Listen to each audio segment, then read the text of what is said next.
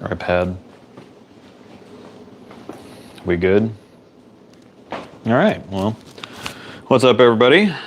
I have a million things to do over here. Gave some equipment away and got requests to plug it.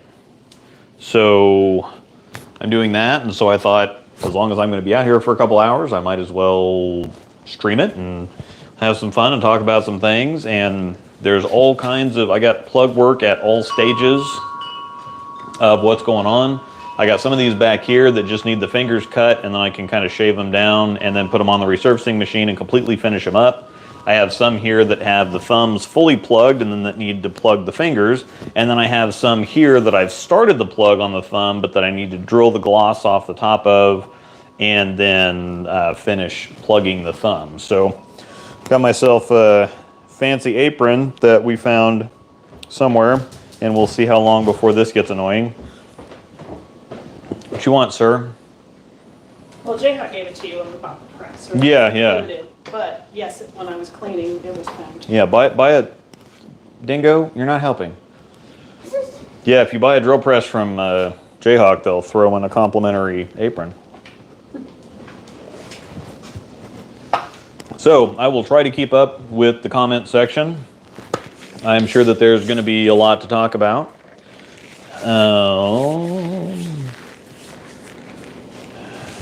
My associate is pulling up the comment section as we speak.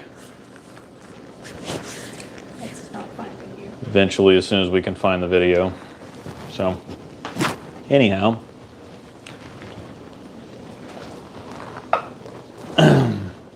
So for the record, even though I can sell these now, I am still gifting them. Staffers are required to give away anything. They can't sell anything that they bought from HQ, whether it has holes in it or not. And so if you've ever bought anything from a staffer that they bought from HQ, that's a no-no. And while I'm sure that you don't want to rat them out, they should be giving you this stuff for free and not charging you if they've already used it and they're done with it. And so, yeah. So anyhow, and a lot of these balls are things that we just got done with, or things that we needed to do like fit adjustments on or something, and it's just time to move on from the ball instead of reslugging it or pitch plugging fingers or whatever else. At some certain point, you just want to drill something fresh and move on from it. And then some of this other stuff has just kind of gotten older, and there was nothing really wrong with it. It's just with the newer stuff, we don't throw it as much anymore. And it's kind of hard sometimes because you put something on a shelf and you intend to get back to it, but it's just like, well, I don't want to get rid of this ball, but I'm probably never going to throw it again. So yeah. All right.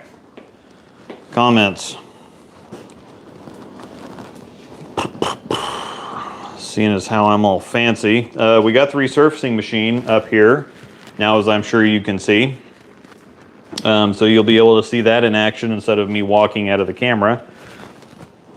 On average, what kind of degradation hook would I expect to see compared to out-of-box balls? 10 to 20% from a plugged ball? I'm not really sure. It really depends on how strong the core was to begin with, where the holes were drilled, where they're going to be drilled again. And just because you plug something doesn't mean that you plug that hole, but it doesn't restore the core to its original shape. So it can vary, but most of the time I would say that if a ball's been plugged once or twice, it's probably not going to be that big of a deal. Once you start getting into like 3 times and beyond, I'd say it's just time to move on, period. So any new, let's see, a couple 300s with the players today. Yep, was trying to keep track of that, but was busy. Any B7 stuff you have coming? I've got an NV Tour just out of the camera shot right here, which will probably be one of the first ones. Probably be the first one that I drill. But I kind of want to wait until I can film for it beforehand, because I don't really need it. I don't have any tournaments coming up, and I'm just bowling league, and so I don't really need it, and I want to drill it and then get some video for it, and then, you know, use it after that and whatever I have coming up. But anyway, so yeah, we've got an Idle Cosmos that, yes, is coming to Derek eventually. A Zen Soul, an RSTX2, an Axiom, an Infinite Physics, Revenant, Exotic Gem, and a Night Road. And so I'm going to start with the ones that I can get on the resurfacing machine first. So, and also we can see kind of how things worked out. I think I got really close on the X2. The plug might be a little dark. I was really excited about the Axiom until the colors all swirled, but the colors are really, really close. So I think it's going to look cool no matter what, but we're going to get it cut down and resurfaced and see. And then I'm pretty optimistic about this Infinite Physics too. So we're going to start with these. I'll this has already been cut. I'll shave the grain down, and then this will all go, they'll all go on the resurfacing machine. But I'm going to cut everything that I need to cut first, and then we'll move on.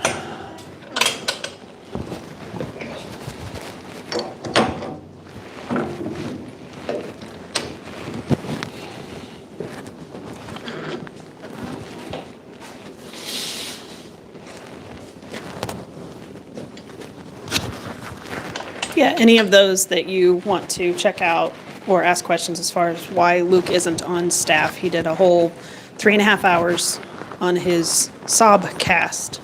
Yeah. So go back and check that out. And it very much yeah. in detail, and probably won't get to those sorts of things on this one since he already spent 3.5 hours on it before. Yeah, I will try to answer some questions as I can, but I went into great detail and talked about literally everything on that stream the other night. So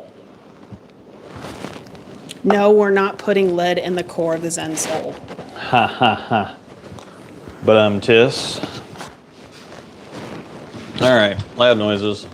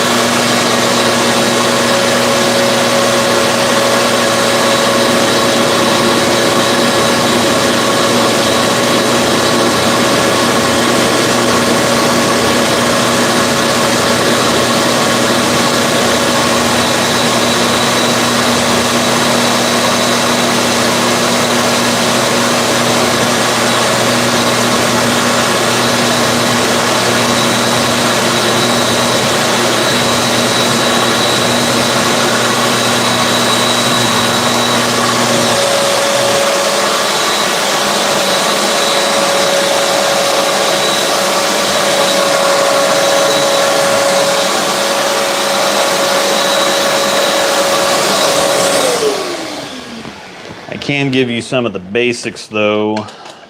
The biggest part of it was time. When they announce something, they don't want their staffers to put out reviews or make any kind of original content about a new release until 21 days before release. So staffers can share company posts, company videos, whatever else, but they can't make their own ball reviews or like their own preview videos or whatever else, because the company doesn't want them promoting anything that early. They don't want them speculating about anything. The problem is that when something's announced, that's when people want information about stuff. And so I used to make preview videos because I started getting a lot of questions. And so I'd make preview videos to answer those questions without having to have the same conversation with 100 different people. Loud noises, I'll continue.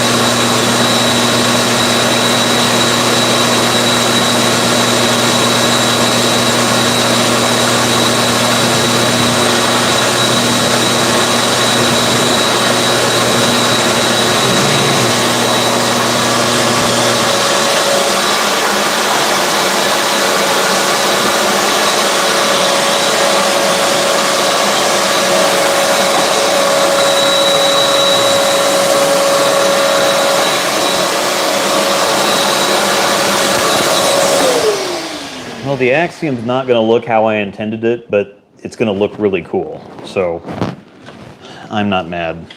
I got the colors really close. I had intended there was a little kind of dark blue streak through the lighter blue, and I had intended that to kind of match that up. But the colors moved a little bit, and so it's kind of blotchy, but the colors match. So, but anyway, so they don't want. So I made preview videos to kind of explain things to people, so that I didn't have to have the same conversation with 100 different people. And it's not that I minded the conversation or the time, because that's what I do. I'm not complaining about the questions or comments or whatever else, because that's what I do. That's what I like to do. That's the whole point of me making the videos in the first place. But instead of answering 100 of the same question about, hey, so tell me about the harsh reality. Where does it fit? What's it going to compare to? Where is it going to fit in my bag? Blah, blah, blah. I can make a video that explains all that and then use my time for different questions. Or to make more videos or whatever else. And Storm didn't really, they told me to stop doing those because they didn't want to promote the equipment that early. They wanted to wait until closer to release date to start promoting stuff, which makes sense. But at the same time, you know, that people that want information are going to go wherever the information's at to find it. And if you're not letting your staffers put that information out there, they're going to go to somebody else. And so that policy kind of just ensures that people will go to anybody but company staff or a company representative for the information that they want, which doesn't make a whole lot of sense. It cost me a whole bunch of time, and it cost me a whole bunch of traffic too, because as you've seen the last couple days, informational videos are very popular, and that was the whole point, was information, not, you know, getting on something to promote it. That's not what it, that's not the whole point of, that wasn't the whole point of why I started doing that in the first place. It didn't hurt, but it wasn't the point.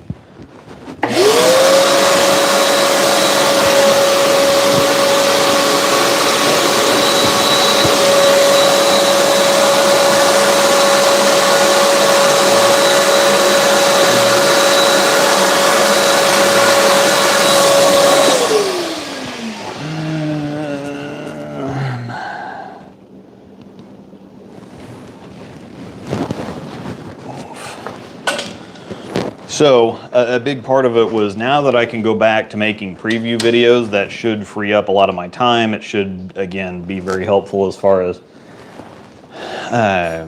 traffic and new subs and whatever else is concerned. But it was mostly the time.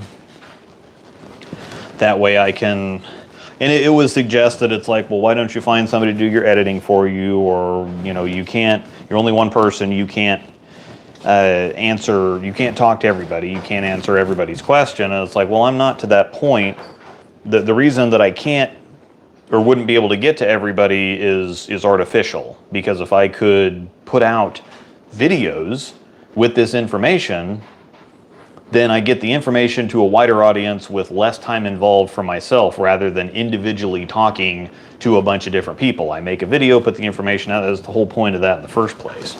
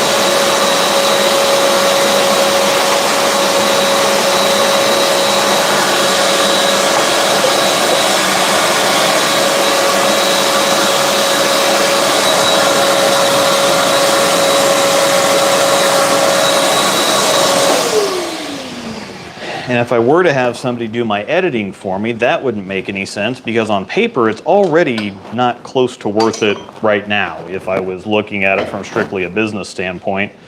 And so it'd make even less sense for me to have somebody do my editing because then even the small amount that I get to begin with, I just have to give that to my editor, and then there really wouldn't be a point in doing it at all. Man, this mic thing it never ceases to surprise me how this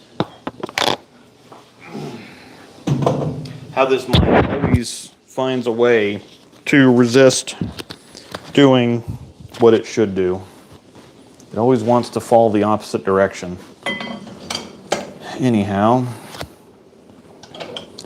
so that's the biggest part of it, is just time, really.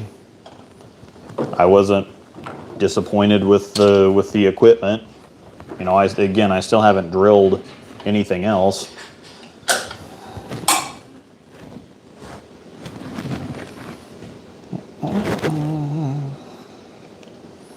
I have some things on the list. I have some other things, but I already have this thing. I already have plenty of stuff that I can't throw now. I don't have any need to drill anything else, just to also not be able to throw it either.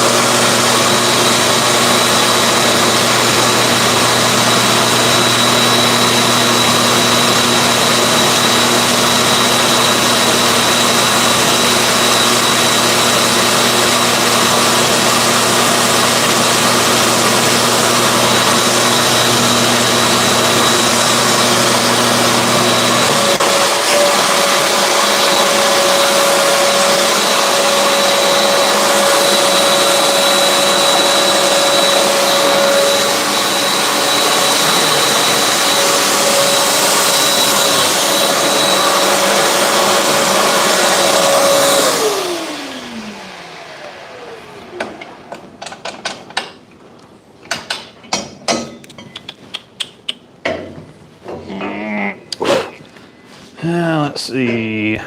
Kinetic Cobalt. Do not have a Kinetic Cobalt yet. Very interested in having a Kinetic Cobalt. I just do not have one yet. Whoops.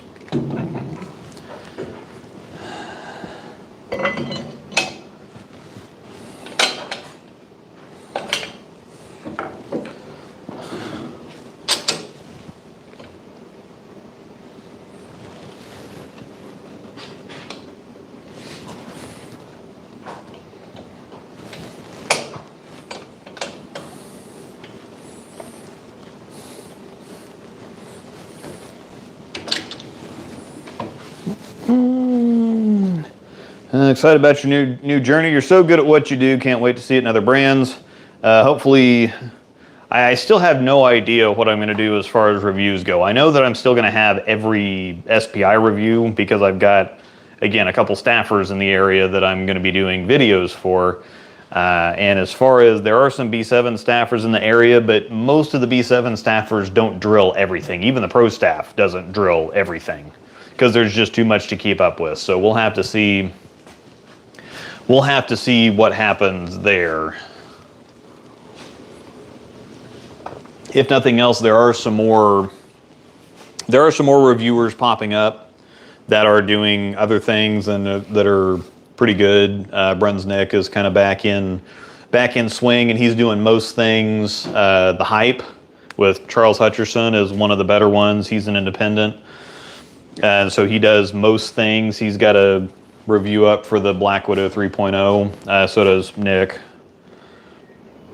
And the cool thing that I like about Brunswick, though, is that they kind of understand once something is out there, it's just out there, and people want to see it. They want to know about it, and so they're having a little shorter release window. So once they do announce something, it's kind of all hands on deck to get all the information and video and whatever else out there. And, you know, Storm kind of puts something out, and then it's like, acts like the, you know, just, well, don't talk about it.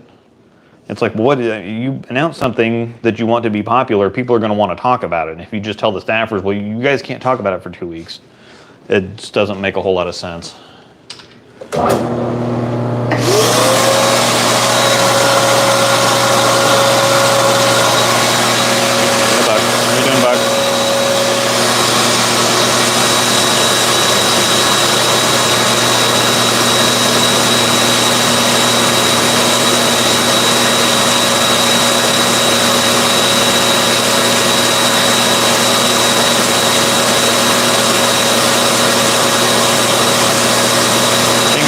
Stop.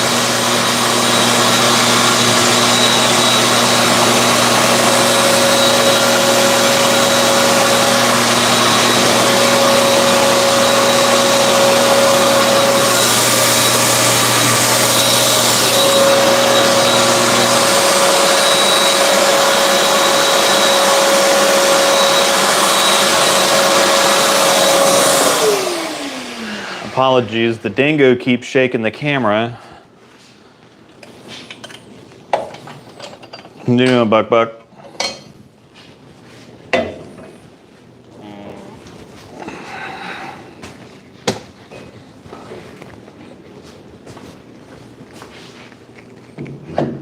What woof? You said woof?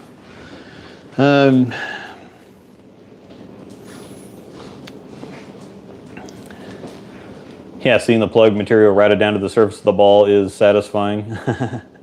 Yeah. Building a 3-ball bag around a Pi, was thinking going Pi, Summit Peak, or Journey in the IQ Ruby. Would you recommend something different? Summit Peak. Okay, yeah, Pi, Summit Peak, Journey, and Ruby. That sounds pretty good. Which color is the toughest to match on the exotic gem? The teal seem to be okay. I don't think that there's a tough color to match on this one. The X2 is interesting because it's got blue mica in the purple, and so trying to get the plug to look blue and purple at the same time doesn't really work. The solid color balls are always the most difficult because pearl stuff you can just kind of hide because most of the time they're swirly and they're bright, so you just dump a bunch of silver in there and get the color close and you're going to be fine. The solid color balls, the brightness is really, really hard to get on because if you miss something on a solid color ball, it stands out a whole lot more.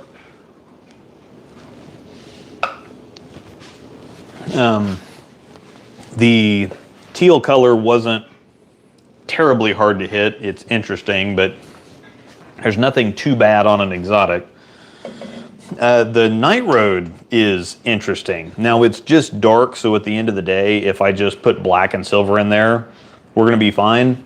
But it's a very kind of bluish purple if you actually look at it close, and so trying to match that color without it just looking like, you know, black and silver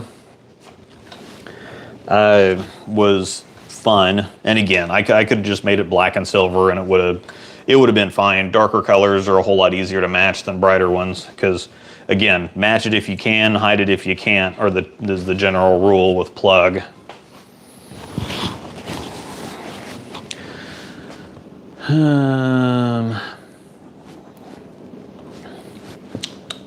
If you can get a hammer staffer that drills all the hammer stuff, I think a lot of people would be interested in that. Yeah, I think that the hammer stuff seems to be the most popular.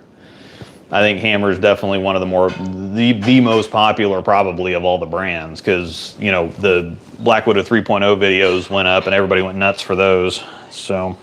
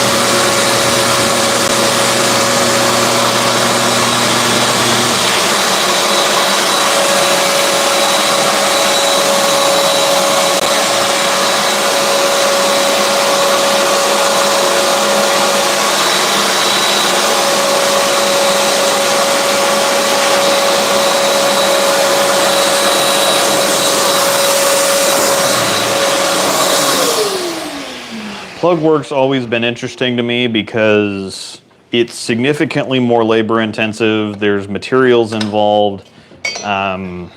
It's just a giant pain in the ass, and to have pro shops charge the same for an outside drill as they do for a full plug and redrill makes no sense. It's just dumb. All right, these go on the back burner. These are in the front. Oh, I do need the drill press for another minute. So what I'm going to do on these is I plugged half of the thumb because with these bigger holes, plugging in 2 stages so that there's not so much plug to harden and shrink basically at the same time. A smaller amount of plug will hold better basically. It'll just be better on the ball, better on the plug job, make it less susceptible to cracking. So what I'm going to do now is, since I plugged it halfway up, I'm going to drill the gloss off the top of the hole. So you can see it's all nice and shiny there on top of the plug. So what I'm going to do is I'm going to drill that down so that the new plug has something to... the new plug has more of something to adhere to. So it'll have a rougher surface. It won't be the shiny, slick, glossy top on top of it. So that's kind of that's what I'm doing here, or that's the point of what I'm doing here.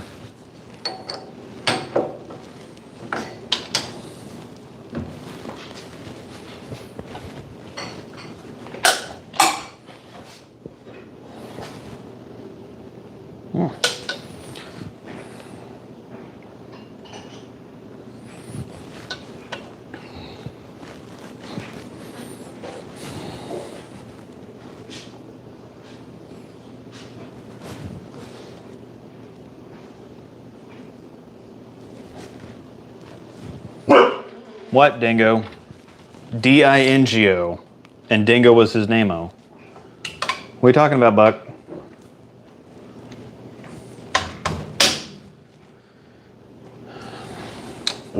What woof? You said a woof? Or did you said a woof? What are you doing, Buck Buck? What are you talking about, Buck Buck?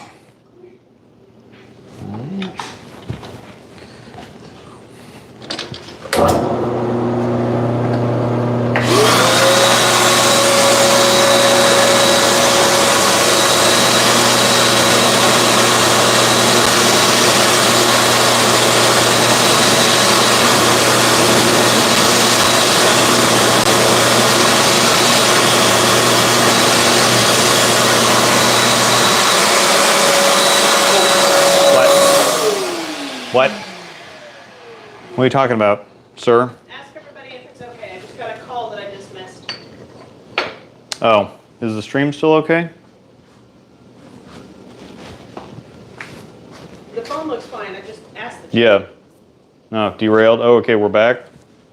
Yeah. I got a call and I just missed it. Oh, okay. So I was making sure I didn't interrupt it. Dingo. D-I-N-G-O. Come here. What are you doing? What are you talking about? Dingo. What do you want, Buck Buck? All right. So we've drilled the gloss off the top now. So the ball will have, or the plug will have something more to adhere to now, a rougher surface to kind of grab onto.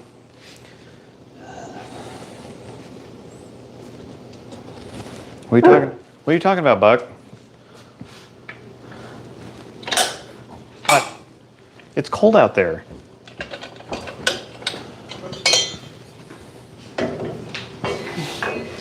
So, do that for the Cosmos now. You sit. You sit. Sit. Sit. High five. Now you go side. Now you go side. Yes. You listen. You did. You listen. Uh-oh. Oh. Need to plug my light in.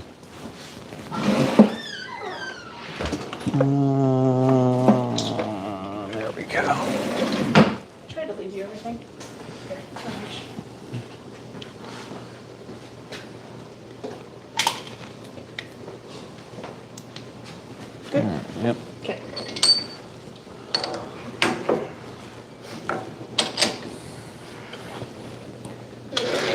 Perfect.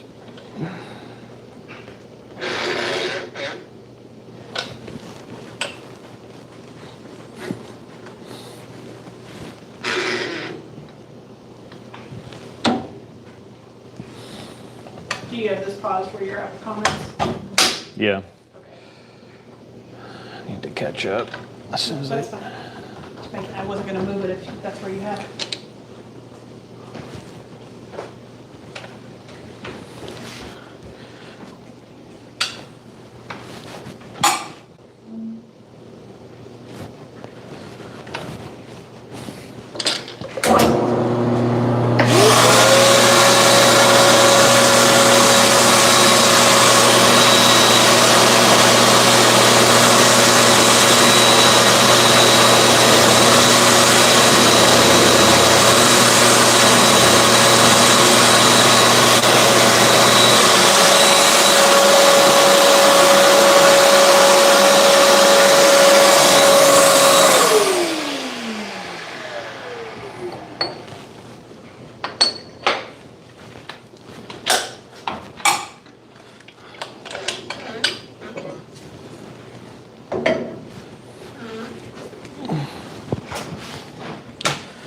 All right.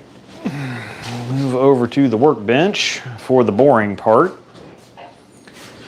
The next part of this is shaving down and some places would just put, would just take that and put it on the resurfacing machine and then just resurface it down until it was smooth, but that chews up a lot more ball than it needs to. And so what I'll do is I'll take a bubble knife and I'll shave this down smooth before I put it on the resurfacing machine, so then we don't have a whole lot of anything to do. So Are you all done?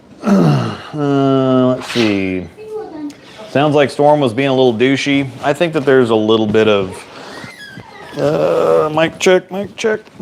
I think that there's a little bit of ego there, especially when it comes to just, you put out information about something, people are going to want the information, they're going to go to where the information's at, and if you try to tell them, well, no, we don't want you paying attention to this yet, we want you paying attention to this other stuff, that's not, thinking you can control the market or people's attention or something like that doesn't make a whole lot of sense.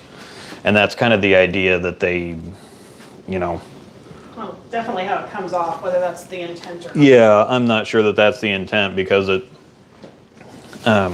again, you announce something 5 weeks early, it's not anywhere close to coming out. Meanwhile, you've got stuff that you just released, other things that are close to release. Then you have a whole catalog of stuff that's already out there. They want people focusing on what they can go into a pro shop and buy now. It doesn't make a whole lot of sense to start getting all crazy about something that's not even going to come out for a month and a half. So from that perspective, you want people interested in stuff that they can actually go out and buy. And it's just kind of a, bad situation. Or not necessarily a bad situation, it's just kind of an unfortunate situation that's kind of how the market works. But the thing is you put information out there. This is the age of social media. Even if you don't put information out there, it's probably going to get out there anyway. So the smarter thing, I think, would be to just go with it. And especially if the information's going to get out there or if the information's already out there, I don't know why you wouldn't want your own people, your own staffers, your own representatives to be the ones to put it out there instead of somebody else that's not even affiliated with the company, that might be benefiting from it, or that doesn't know what they're talking about.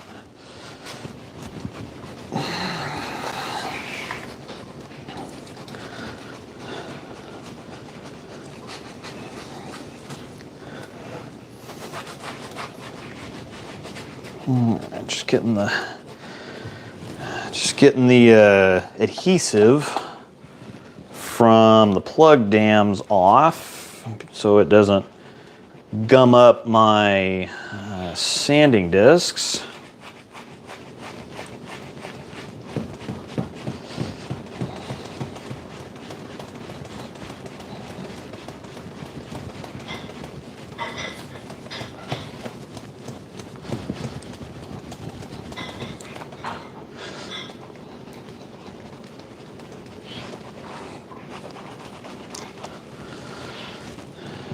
This is the part that's not, there's really not, plugging something, like mixing plug is not bad. You know, getting something done and seeing that you got really close on the color match is pretty awesome. But at the same time, there's literally nothing else about plug that's remotely fun, enticing, interesting. I mean, it might be interesting, but it's just not, it's just a very, very awful process in general.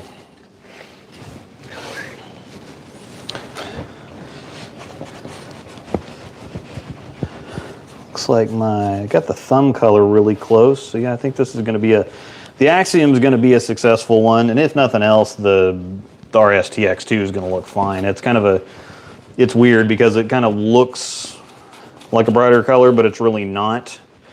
It's a dark enough color that it's probably going to be okay.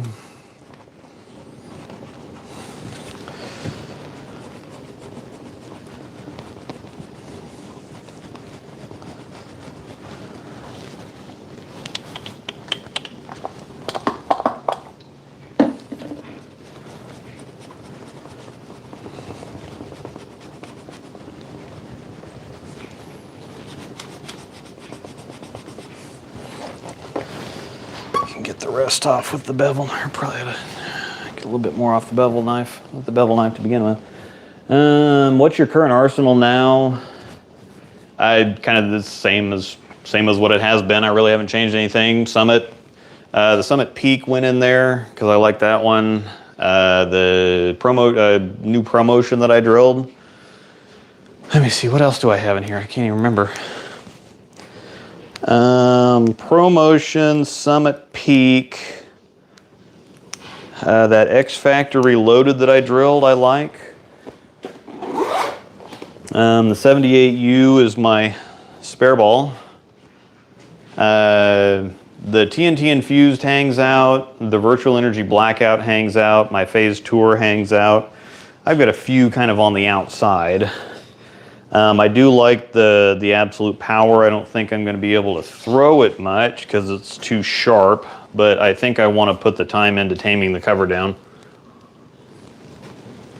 Sometimes you just got to get games on the cover to actually, just got to get games on the cover to kind of tame it down, settle it down, break it in, so to speak.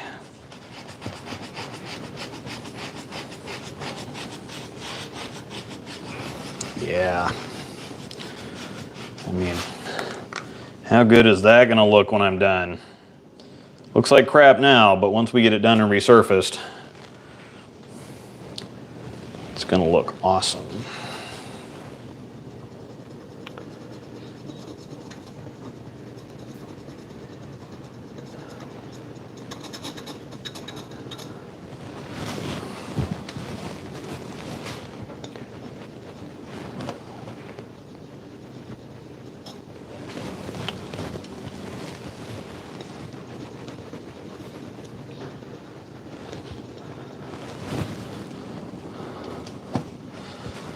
Next question. What's your unbiased opinion of each ball company now that you're a free agent? Holy crap. The one everybody wants to talk about. They're kind of all meeting in the middle right now. Storm used to be kind of the top dog, no questions asked. Ebonite before Brunswick bottom was just in free fall mode. They were doing everything. They were it almost seemed like they were intentionally trying to do things wrong to kill that company, to kill that whole company or that all those brands. Brunswick's been making some really big strides the last couple years.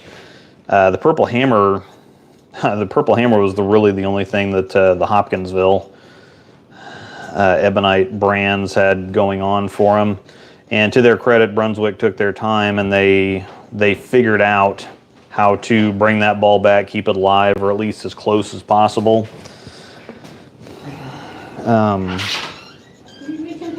I think Storm still doesn't know how to make a fake ethane or a urethane ball that's not urethane. They've tried several times, but they just can't come up with anything like the Purple Hammer. A few times they got close, everyone rejected it.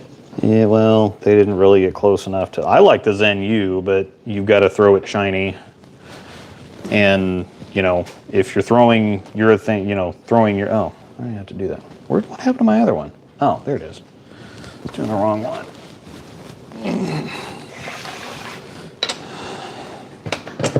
Well, I guess I was more, not necessarily close to Purple Hammer, just... Yeah, well, the fast pitch, I think, is going to have the same problem as the IQ 78. Is it's going to look good in Wichita because it's short. That surface really likes urethane from the ditch anyway, so it's going to look good there. Cortez Shank has shot a couple 300s with it. So it's going to look there on a 38-foot pattern, but once you need a urethane look on volume, it's going to lane shine so fast that I just don't think it's going to be a mess. And I think the new blue is going to be able to hang out a little bit better. I don't know how fast it lane shines, though. That's going to be the real thing with these new higher hardness balls, is how fast are they going to lane shine? Because the Purple Hammer, you would sand it and it would hold surface for a whole lot longer. If these newer ones don't hold the surface that long, you're going to have a great look for a couple games and then you're going to be back in trouble. So we'll see. I think that in general, Radical has, you know, just pissed a bunch of people off one way or the other. You want to talk about kind of ego and whatever else. Radicals kind of had that in spades for a while. They took a lot of shots at other companies and people didn't like that, and they're I think that they make some pretty good stuff, but I hate their marketing. Was it Joey Pants doesn't really help either? Yeah. I hate their marketing. I hate the... You know, the marketing around the whole company is just freaking annoying. They make some good stuff. It all ends up ultimately being a little too similar.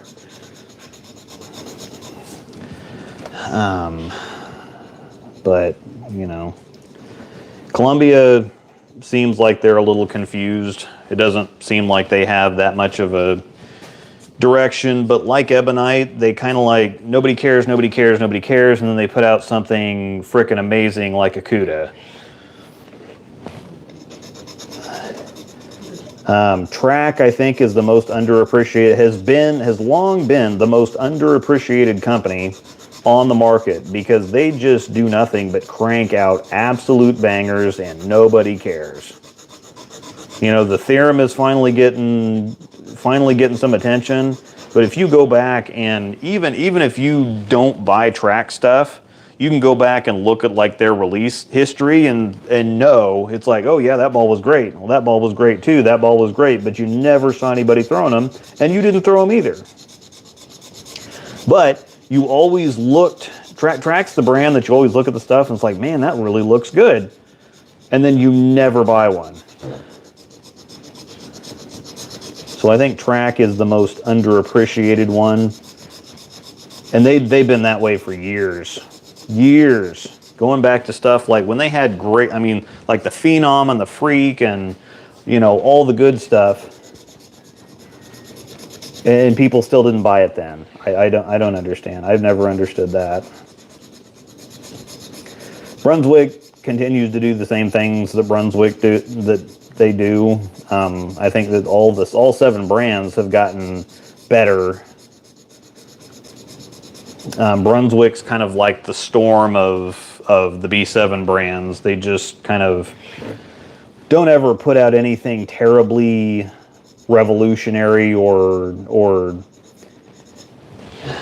exciting, so to speak.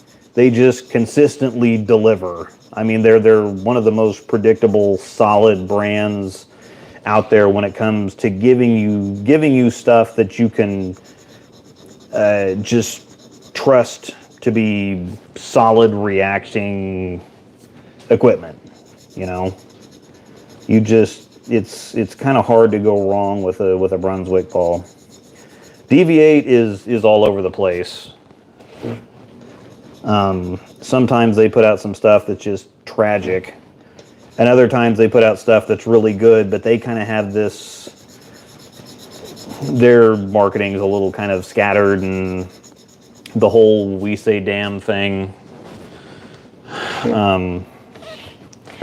We're cool and we're edgy because we say something that, you know, first graders aren't even impressed by anymore. Has kind of worn off to a certain extent, but they're the kind of the louder kind of Roto-Grip-esque brand of the B7 family, and they put out some pretty good stuff. They've also, seems like they have kind of Roto-Grip's brand identity or something similar there. They're kind of the tough, louder, outspoken, bold brand. I think it just Deviate seems a little bit more childish, I guess. Or hipstery.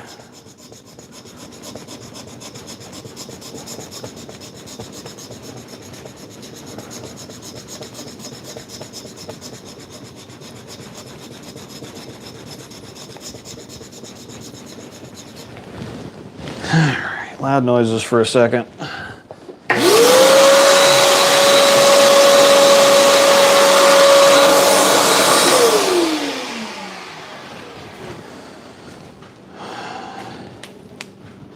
So I feel like there's one company I haven't talked about.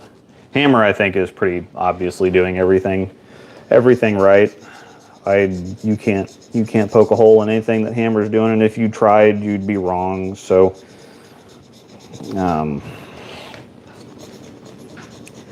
Hammer's as legit gets, and I think that they understood from the get-go when Brunswick acquired those brands that Hammer was kind of the top dog. Ebonite, Columbia, they're more traditions. Track is kind of like, why bother, but there's a lot of effort going in there, and I just don't think it's being noticed or respected, but that's kind of par for the course for Track, like I mentioned. Ebonite has always been kind of depressing to me. Their colors were always dark and bland and blah and just awful, and they're making a real concerted effort, I think, because I'll look at several balls like the Emerge Hybrid that they announced and go, wow, that looks cool, and then find out it's an Ebonite ball, and it's kind of like, oh, okay, well, that's extra impressive because they put out something that actually looks interesting, that just doesn't, you know, make me want to just quit bowling. All right.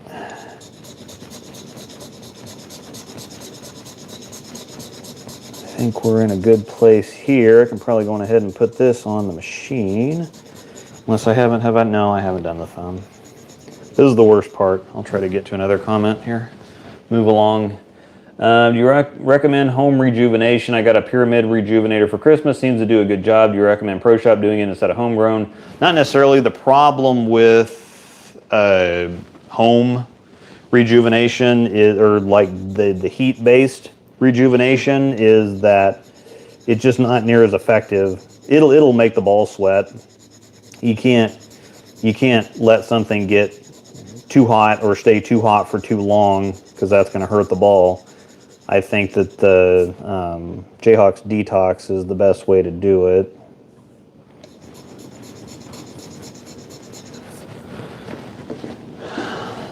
But as long as you watch the heat and don't let it stay on there for too long, or don't let it get too hot, I guess, or stay too hot for too long, probably be okay. James is... I think both companies are releasing way too many balls. You can't even get a grasp on the balls before deciding if you want one or not. Yes and no. I think it's a problem for people that are trying to keep up, but at the same time, it's a...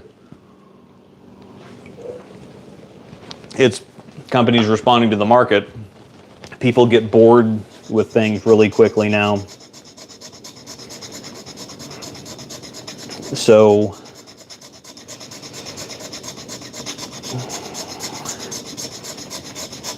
you know, people don't even wait for something to come out until they're on to it. It almost seems like people just want to find out, and they just want to be mentally kind of stimulated by the new release, by new announcements, and then they want something else. They don't want to actually buy stuff and throw it or use it. They just want to hear, oh, they announced this is really cool, and then a couple days later, it's like, okay, well, I'm bored. I want them to announce something else now.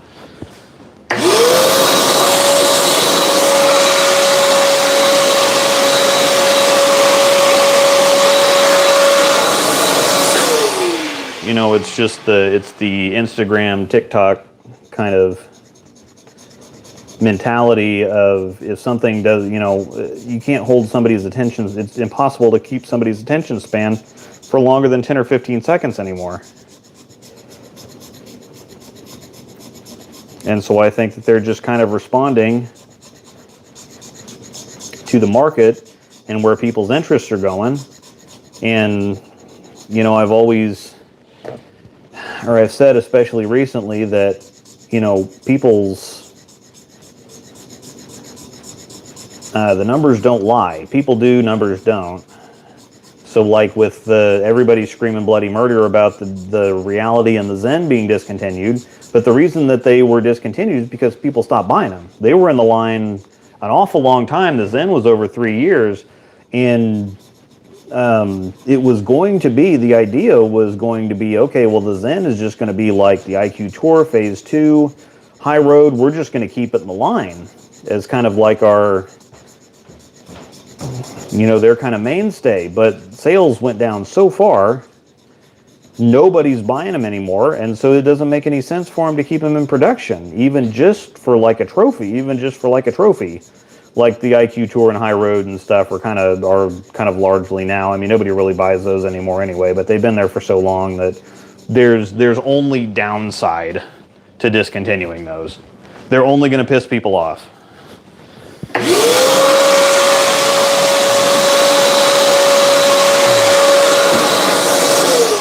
They don't have to make batches of them often enough for it to really be, they just kind of fit them in, I'd imagine, wherever they can. It's not any kind of a big deal for them to leave them in the line, but people would, even though people aren't buying them, they'd get mad if they discontinued them. So it's just a lose-lose situation there, but you know, that's just what happens. If you want a bowl to stay in production, you buy it. But people all the time will ask me, hey, I had this ball, or I had an IQ Tour, or I've had a Phase 2, or I've had a High Road. What's out now that I can replace it with? And I'll tell them, it's like, well, yeah, they're still in production. Just if you want a replacement, just buy another one. It's like, well, yeah, I know they're still in production, but I want something similar, but I just want something different. You know, I've already bought 2 High Roads or something. I want to try something different. And it's kind of like, well, you know, you're the type of person that's going to be mad when they're discontinued, and you have to have, you know, for some reason you have to have something. You want something similar, but you want something different. You know, kind of make it make sense, I guess.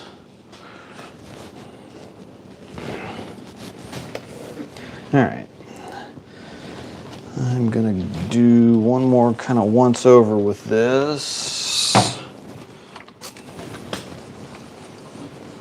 Make sure, I want to get it as smooth as possible, make sure that there's not a whole lot of, oh, that's gonna look cool.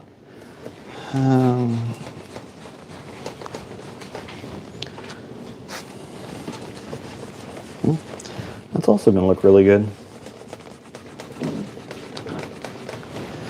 So, get the rest of the adhesive off here.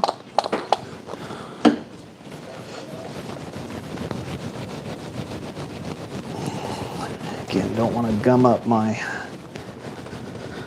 my sanding discs, but yeah, if you can see that, that's going to look once I get that actually done, that's going to look really solid.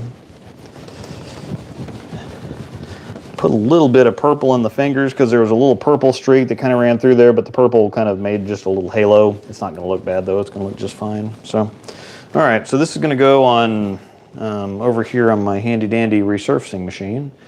The orange blocks are 500 grit and the green blocks are 1000 grit. So I'm going to start on the 500 grit to smooth the surface, get everything kind of uniform.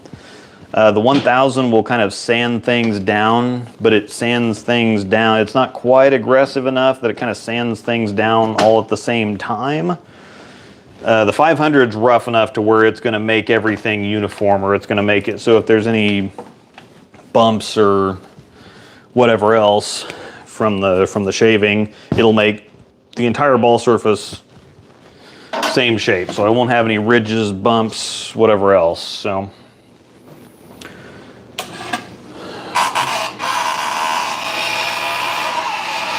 Lube up the machine a little bit, tighten the crank, and I'm going to put this on about 7 minutes.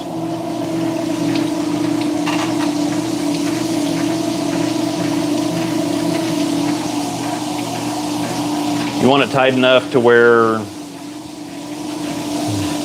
it kind of grabs onto it and holds it, but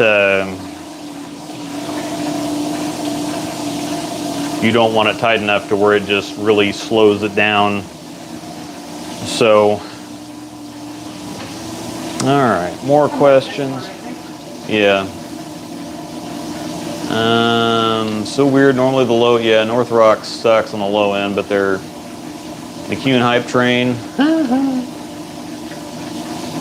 How many times would you plug and re-drill a ball before retiring it? I don't really like plugging and re-drilling stuff. Like some of my righty stuff that I wasn't ready to let go of, I plugged and re-drilled it lefty.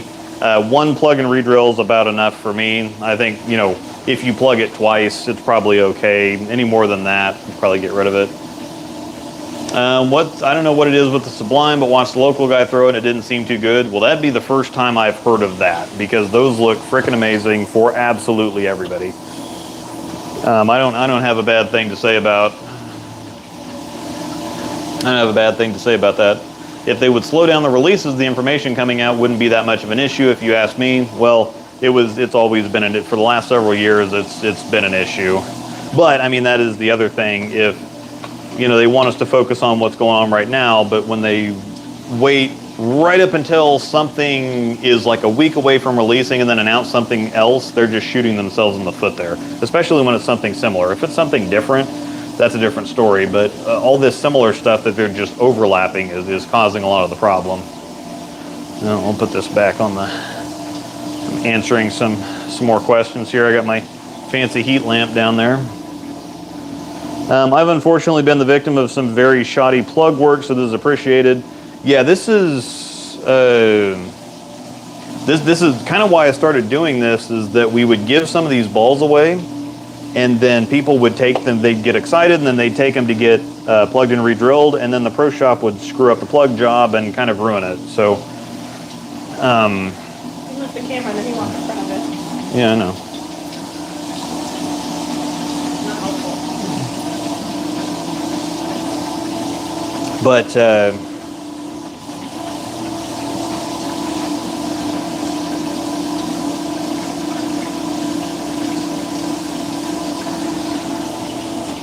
But yeah, and so that's what I started doing. Is I thought, okay, well, I don't want that to happen, so I will go on ahead and plug stuff before I send it on its way to hopefully get a good plug job. I get a little bit of something out of it here. You guys get to see some pretty cool stuff. And then good plug job gets done. And this is the other thing, is that the pro shops, number one, are save the expense, because plug's really expensive. And so the pro shops are save the expense of plugging a ball themselves. They don't have to cut it down. They don't have to shave it down. They don't have to resurface the ball. It's an outside drill for them. Plus, they're not liable for the plug work. That's another big thing. So if the plug work fails, it doesn't have anything to do with them. Got a phase 3 before COVID, then stopped again, medium speed, no hand to speak of. Suggestions for a 2 to 3 4-ball arsenal. Yeah, Summit would be a good choice to go up, and then probably like an IQ Ruby hyped Pearl on the low end. I kind of like those. How close is the Summit Peak to the Zen? It's pretty, I think it's a little cleaner and sharper than the Zen, but overall it's got that same kind of heavy rolling,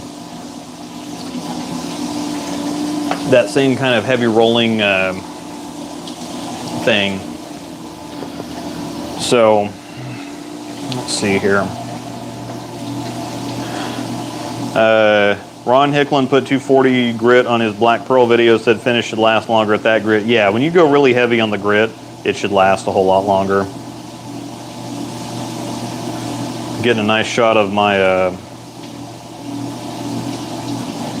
fancy apron.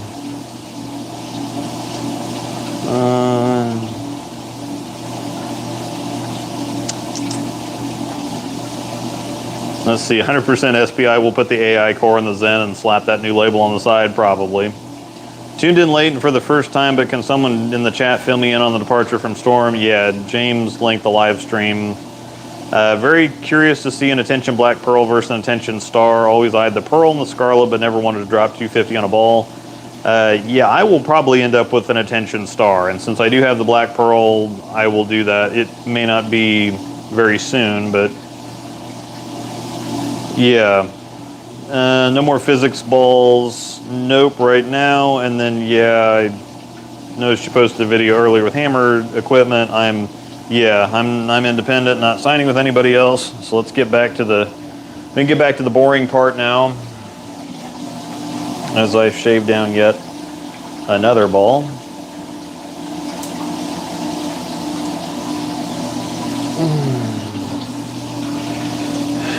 Typically, I have the for the shavings, I typically have the shop vac going, but it'd be too loud.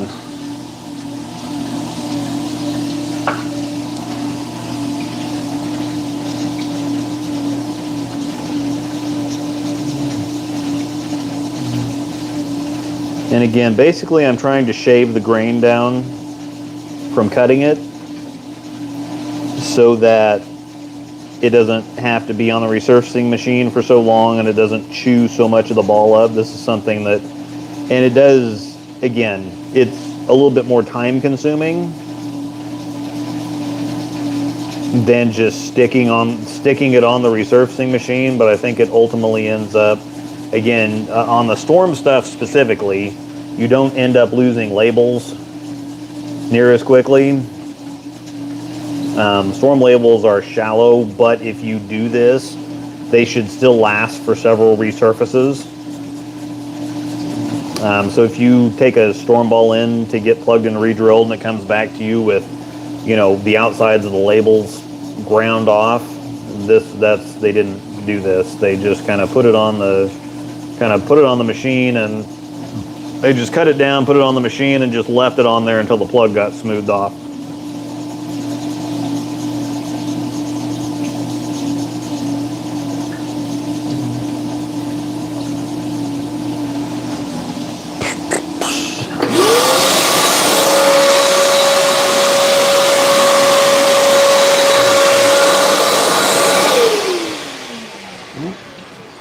That shut off. Let me get that off quickly. Does this say? Yep.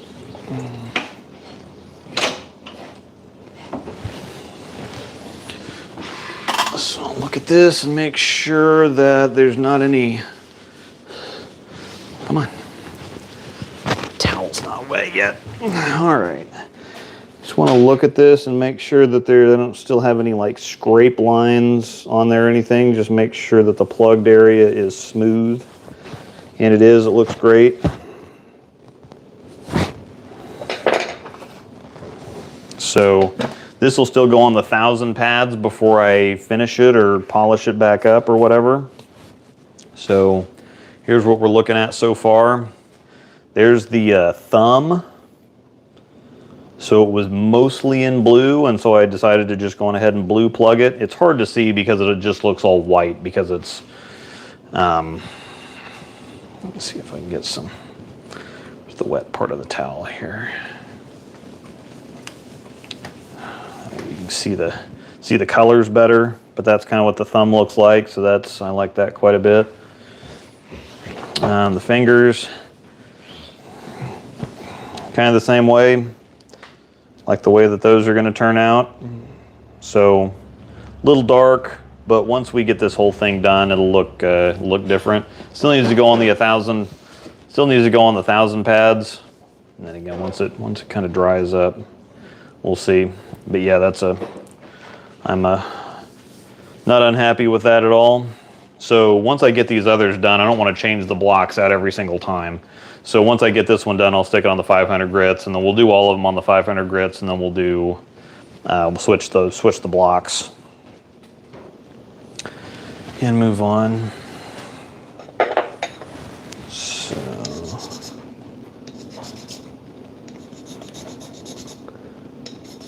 there we go. There's the sharp side.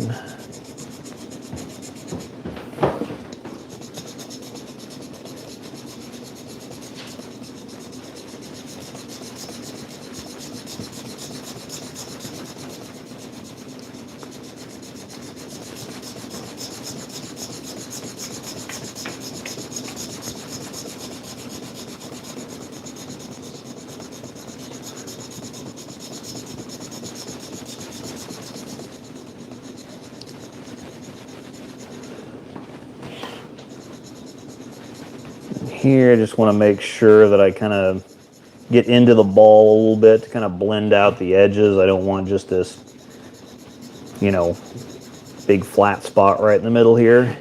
And again, I'm just shaving the grain down. So I'm just shaving the very top of it. And again, once I put it on the resurfacing machine, it's going to smooth and even everything out. I do just want to make it light pressure to kind of smooth everything back out. Again, the less time it has to spend on the resurfacing machine, the better. You don't really want the resurfacing machine to do like super heavy work. You want it to just kind of smooth and blend everything back out. So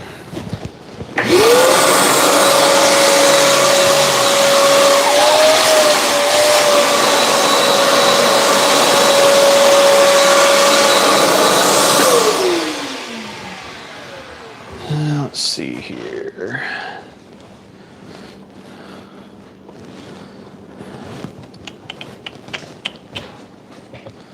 Put this over here.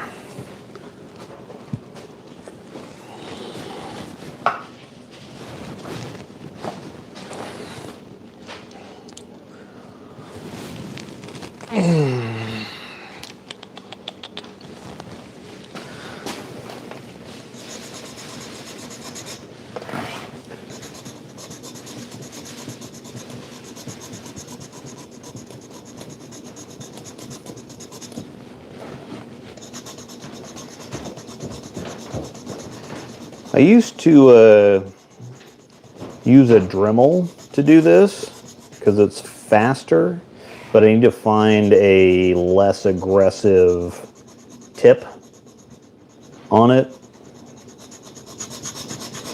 because it would definitely get it smooth. It just was way too easy to, put too many hills and valleys in, so to speak, and so then I had to spend more time smoothing it off than I was saving by using the Dremel to kind of shave this down in the first place. So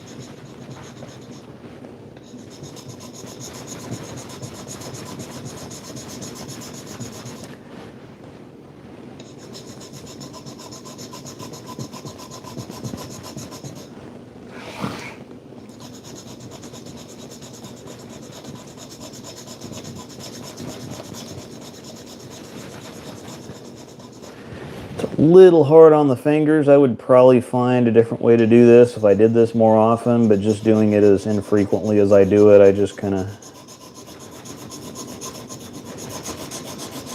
try to get through it.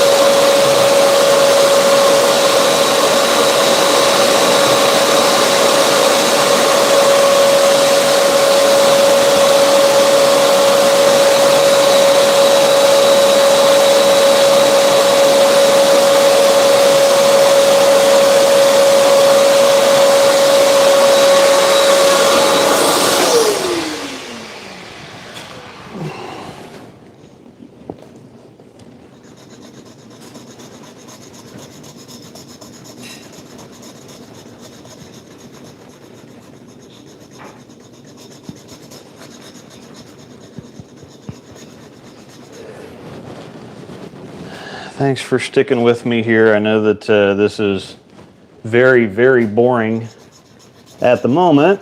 This is just kind of part of the process. And I can definitely answer questions and be talking while I'm doing this, because this is going to be the most boring part of the process. Once I'm done with this and the Axiom, then we'll get back to the rat killing, because then I'll actually have some finished stuff to look at. I need to plug the fingers on the exotic, and this is going to get 2 colors. The Revenant's going to get plugged, and the Night Road's going to get plugged, in addition to the Cosmos and the Soul. So if you just hang out for a little bit longer, this will get more interesting, I promise.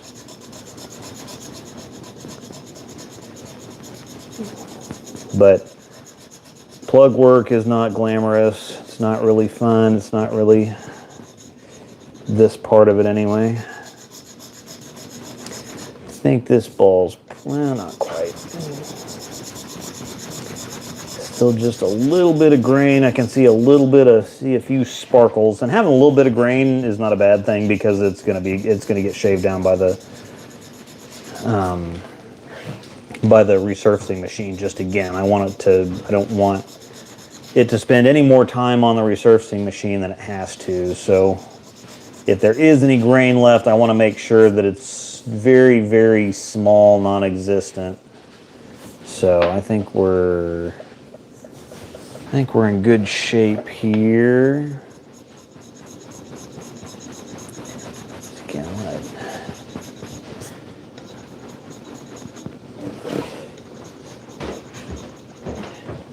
just work the perimeter and kind of smooth some of these edges off a little bit. I guess those that bothered to stick around and watch understand why pro shops don't like this and sometimes rush through it. Yeah, Plugwork really sucks, and so if your pro shop does a crappy job at it, that's why, because they just don't want to spend any more time doing it than they have to. And they should, I mean, if they offer a service, they should, do the service well. But Plugwork sucks. So, all right. I think we're good here. So, whoops.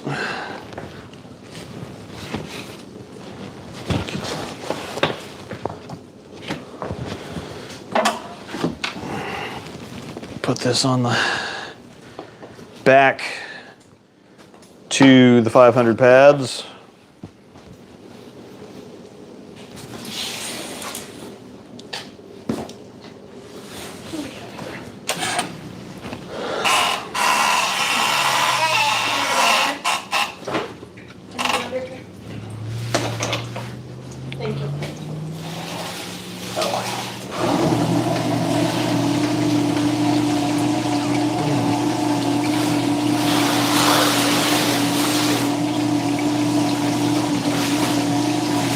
So, again,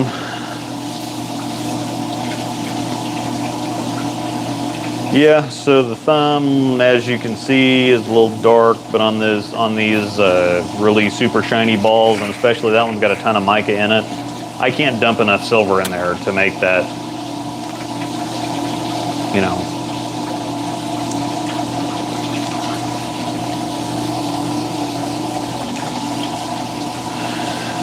So it's still gonna look fine. But those balls are really hard to plug when it comes to color matching. I'll let you watch that for a minute while I work on the Axiom, because this is infinitely more interesting than me shaving down some grain.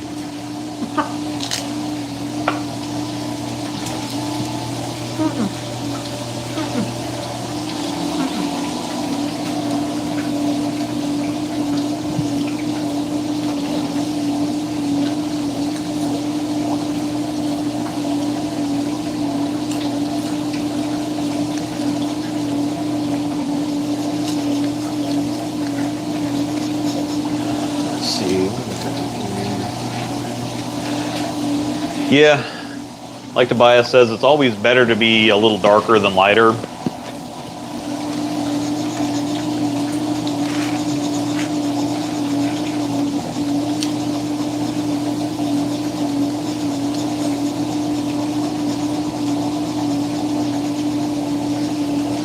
Because if it's darker, you don't really see it. It doesn't stand out as much. If something's too bright, man, it really stands out. But if it's a little too dark, you can see it if you're looking for it, but you don't really notice it unless you're looking for it.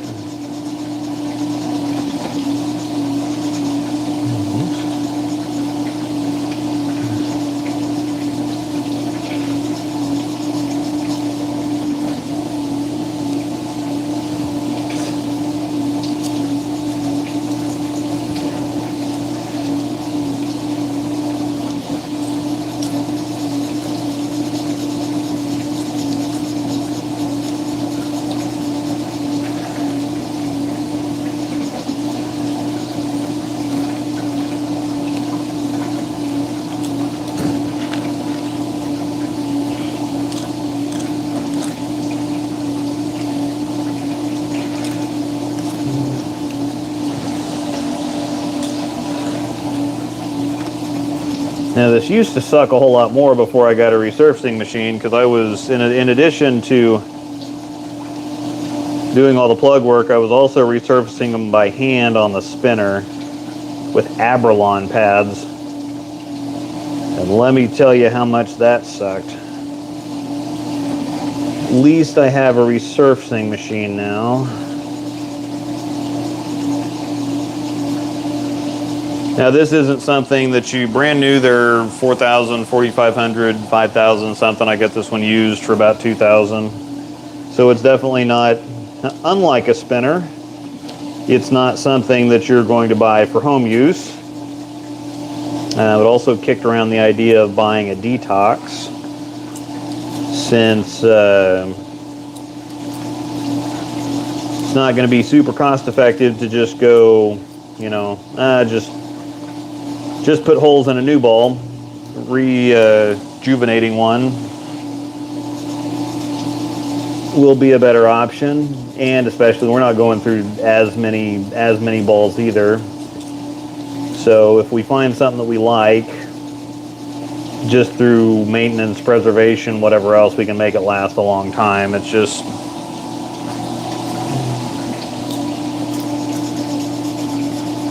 you know, especially For a fitting ball. yeah, especially the fewer of balls you go through, the more you're going to use something anyway. Man, this Axiom plug came out really good. I am doing an Excite.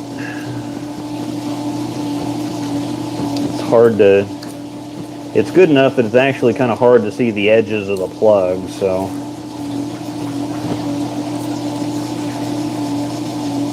This one's gonna look really good when I get it done.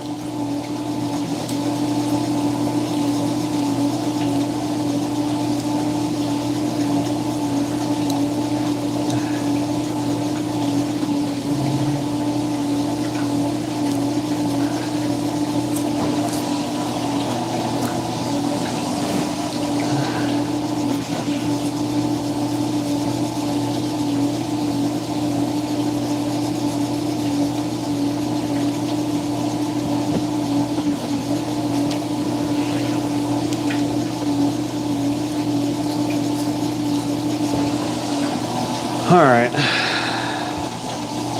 I'll move back and kind of show you where we're at over here.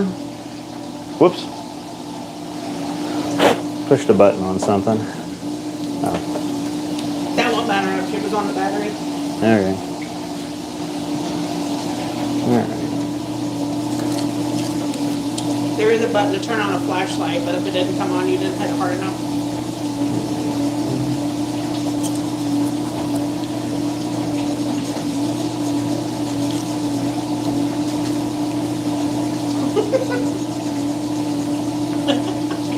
Did she get you? Yeah.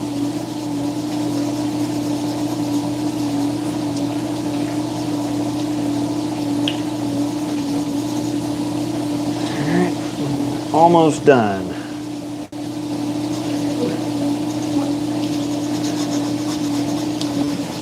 No, you can't have this.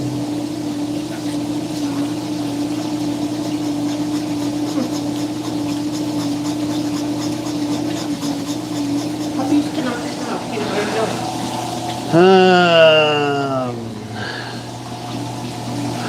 Yeah, tanzanite. When do you plan on putting holes in your Venom shock? That's probably ball number 2, getting holes. I think that the big thing is I'm going to do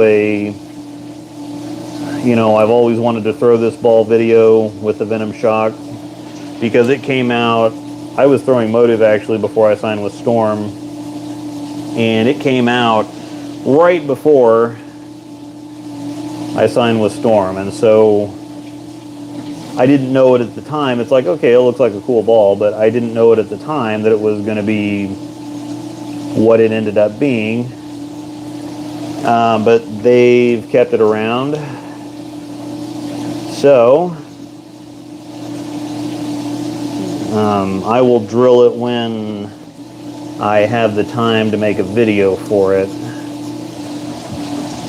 Our daughter is visiting with her family for the next couple weeks from Pennsylvania. You don't like chips. And so not going to be getting out to film anytime soon. Let's see where we're at here. Probably like another 2 or 3 weeks. Are we good here? I know. Yep, we're good. I know. So yeah, I know. a little dark. Once we get it polished up, it'll look a little bit better, but yeah, it's just, there's no way that you're going to copy that. I mean, not with plug stuff. So finish this one up real quick and I can get this one on there, then we can.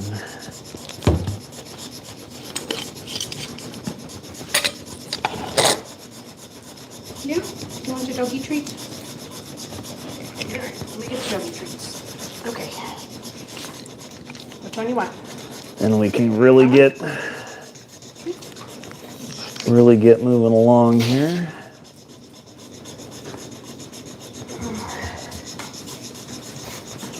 There you go. Good job.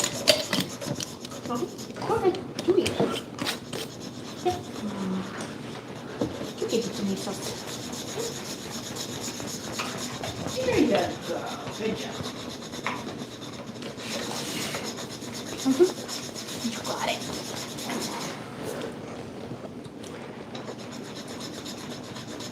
There you go. Is that okay? Is that okay?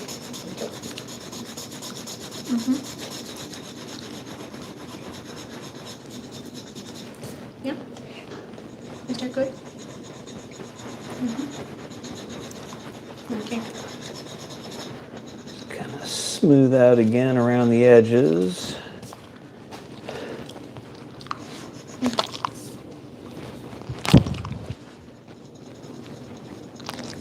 Get the rest of that Sorry, I was adhesive. testing the microphones. He's licking his lips and chomping right in front of it.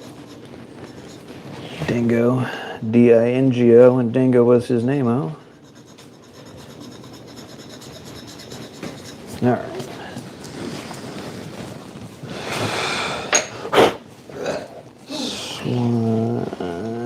Adhesive.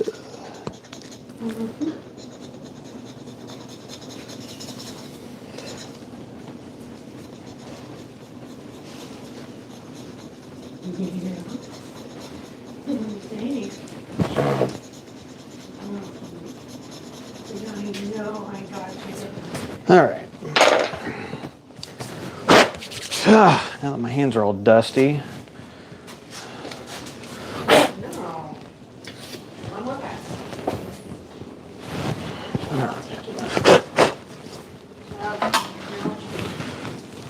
Back on the machination.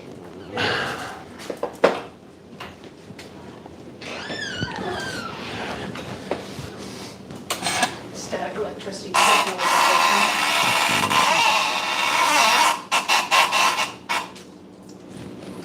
Very excited about this one. I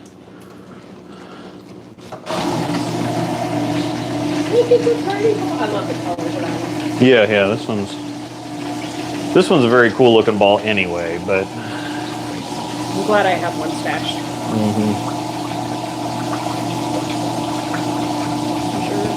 Okay. yeah, it always likes to go the opposite direction, so. Microphone's annoying. Yeah. Those fingers look awesome. That thumb, you can barely see that thumb either. It's a little dark, but that's okay. The fingers look great. Yeah. Doing a happiness. All right, so clean some of this stuff up real quick.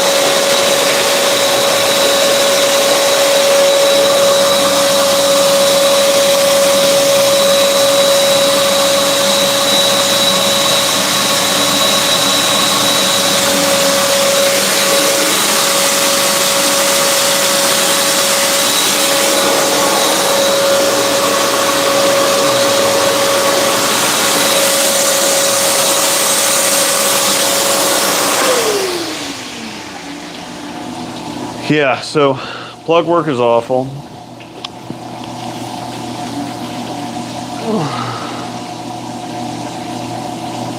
Just get myself, like Darren Tang's got his I Hate League jerseys. I can get or shirts. I can get I Hate Plug shirts. If anybody tells you that they like Plugwork, call the cops right now because they also have bodies buried in their backyard.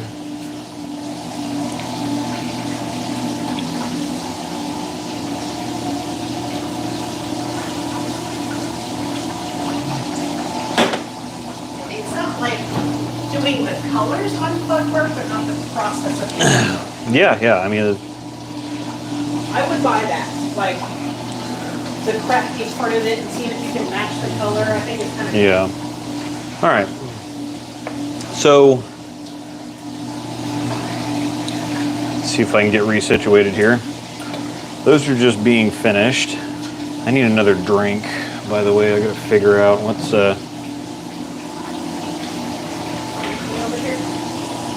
Can I put the camera in there? Oh, yeah. Okay. All right. Because it was sitting over there, so it's not a huge. All right. What are we looking at here, people? Now you can get it a little lower. All right. Frenchie, I won a bad beer competition with Frenchie. I've got a Shiner Holiday Cheer. These moment drinks are amazing, by the way, non-alcoholic. But I've got a Summer Ale. I've got a Shiner, it's still holiday season. yeah, Holiday Cheer. Yeah. Have Oktoberfest, the Bourbon Cream Straight. Yeah, Angel says Holiday Cheer, so I'm gonna do a Shiner Cheer.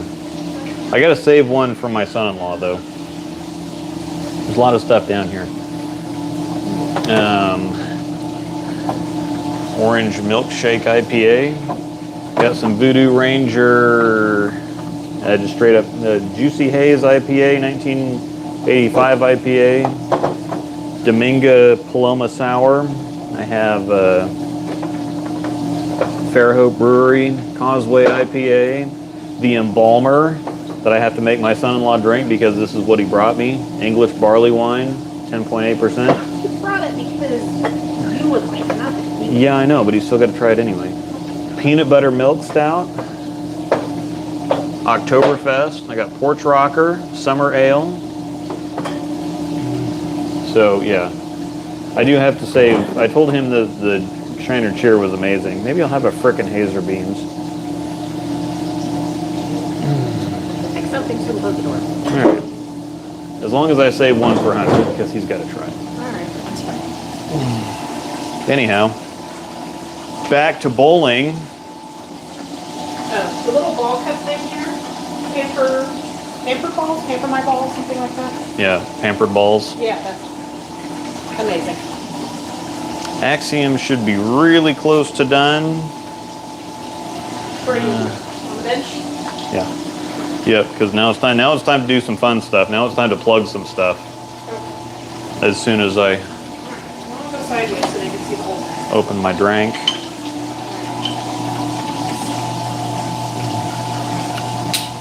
I don't know why Shiner Holiday Cheer is good, but it is. It's brewed with peaches and pecans. It's just like regular ale with peaches and pecans. It has a delightfully Christmassy taste. I don't know how something tastes Christmassy. It does.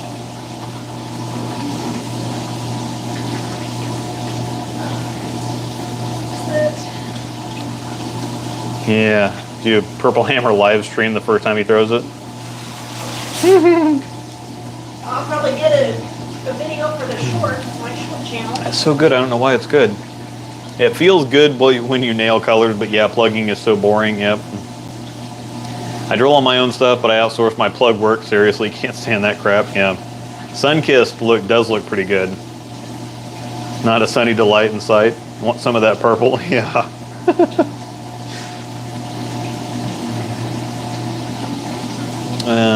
Yeah, if I'm plugging my own stuff, I'm going straight CS hybrid. Daddy ain't got time to wait. Thunderplug's still the best.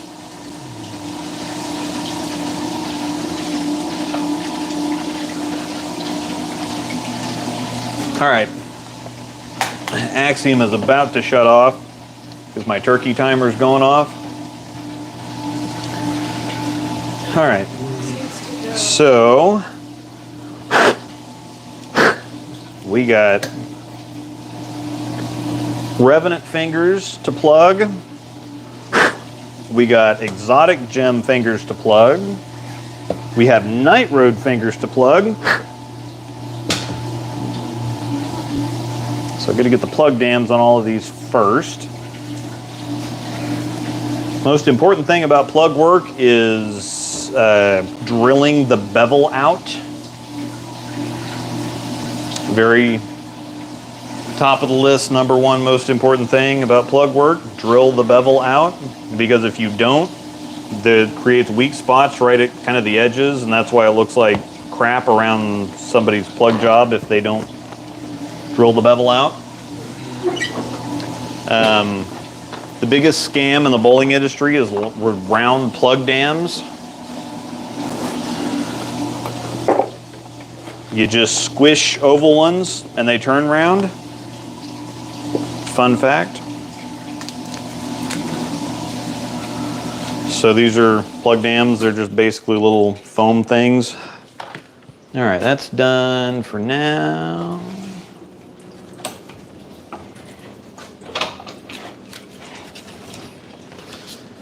Whoop.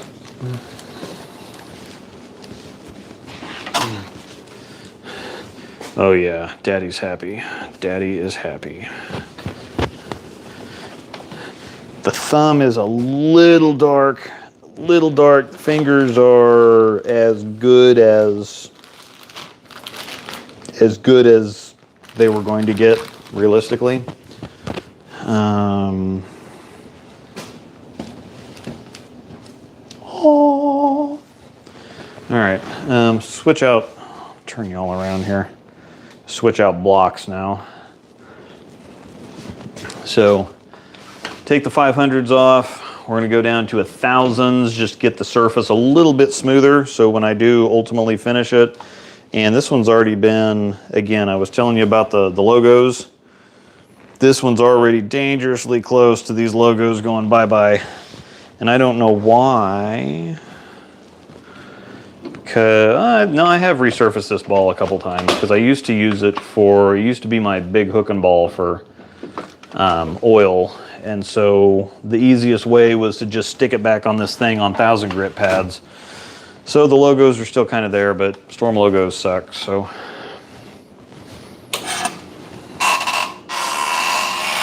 This is really just to kind of smooth the surface down. So not quite as much time, 3 or 4 minutes. Not really cranking it down. Just want to get the surface less aggressive. Anyway, plug dams. So they just kind of have adhesive on them. You stick them onto the ball.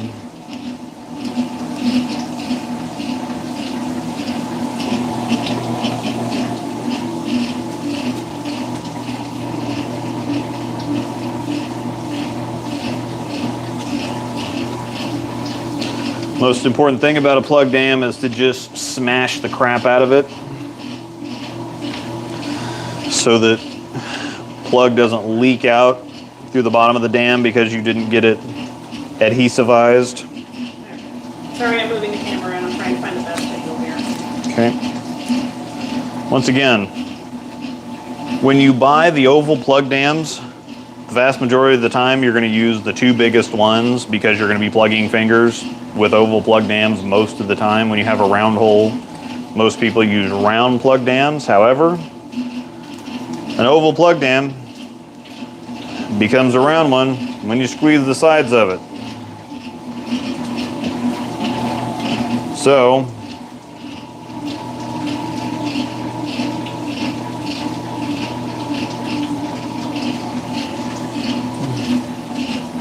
round plug dam.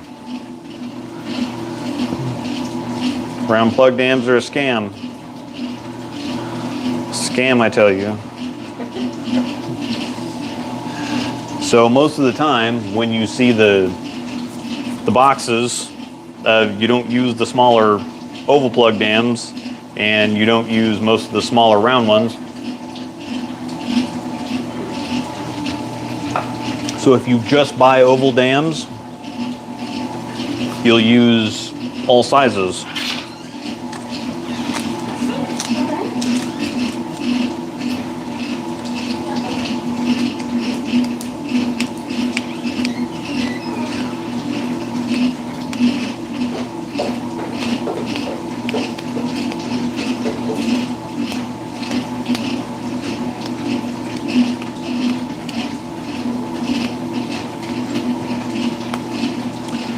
Find out where it wants to let go at.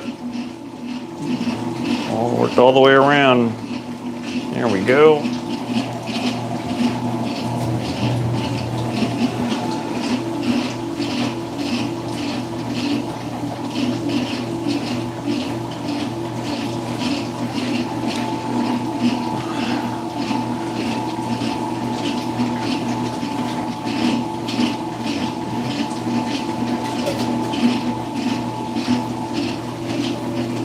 All right.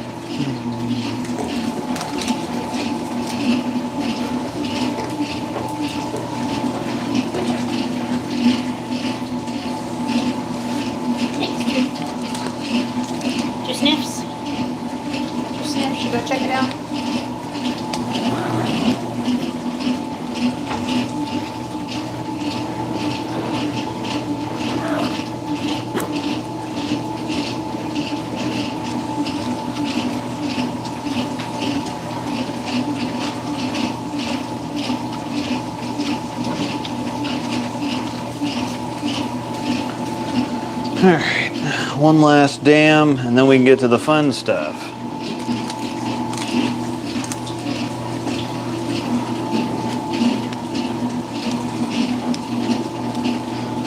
This is the other thing, like, whoa. All right, stop for that.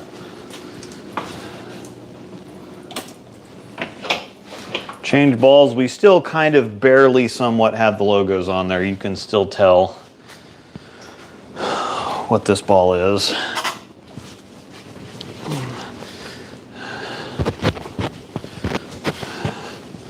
So didn't he want this one sanded? I don't Ren? think he said, actually. Which one's the one that wants it sanded? I don't remember. Oh, okay. And I can't check my messages because you have the iPad and my phone. All right. I'm done with the box. Just leave it how it is right now. I know. Just I need space. Oh. I did clear off some room on the table behind us. Well, I want to keep it over here so everybody can see it. Okay.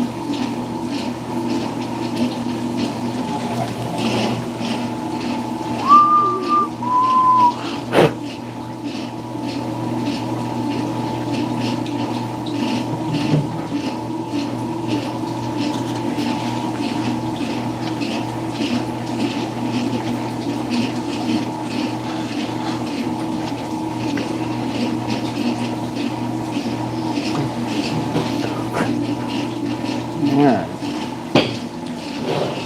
All these have been sufficiently smashed. And unfortunately, I think I'm going to have to change pumps at some point through this. I will start with the thumbs first. So Cosmos could be interesting because that's going to take gold, silver, green, obviously, but that looks like it's going to take yellow too, and a little bit of blue. I think what this is actually going to take rather than green, because the green I have is like a neon green. This isn't a neon green.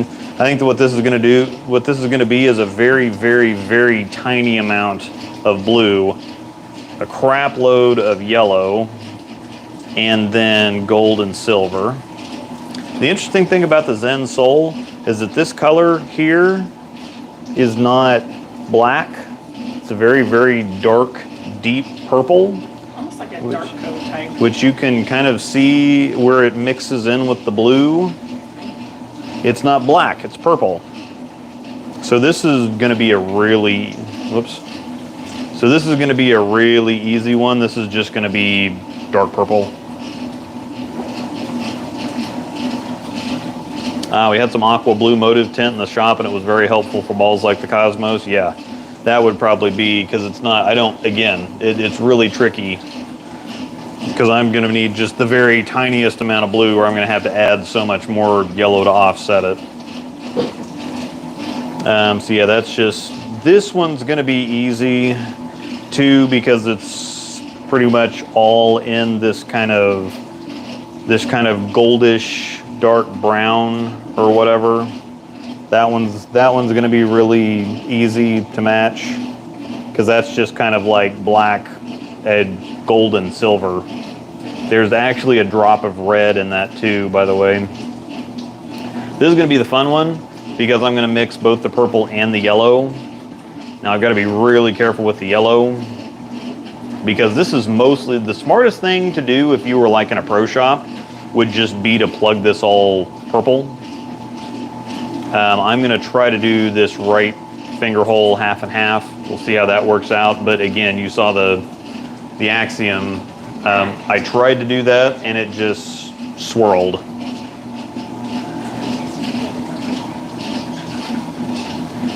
And then this one's going to be really easy. Again, there's some purple and bluish in there, believe it or not. But that one's just mostly dark. Yeah, this yellow is going to be interesting, but it's pretty well just yellow that a lot of silver and gold and then some white is going to go into. And at least it's kind of a pale yellow. It's not like crazy bright and vibrant. So,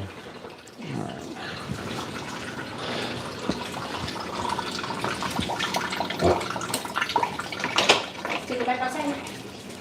Chút chị có bát táo xanh.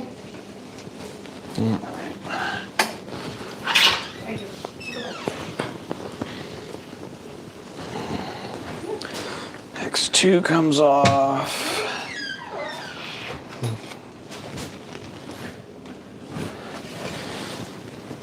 Sorry, 10:40.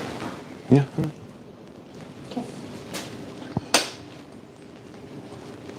I'm moving them back here so you have room for plug cups. Okay.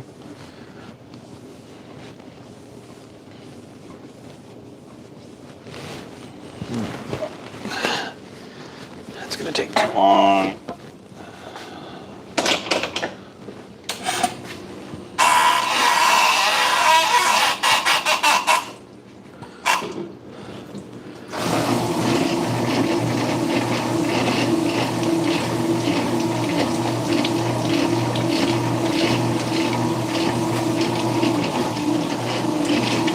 All right.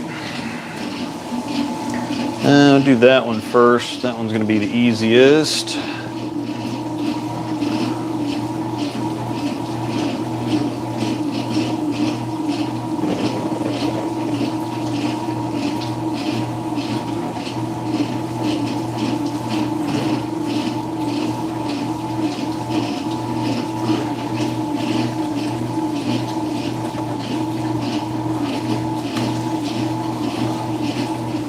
All right, the iPad needs to move now.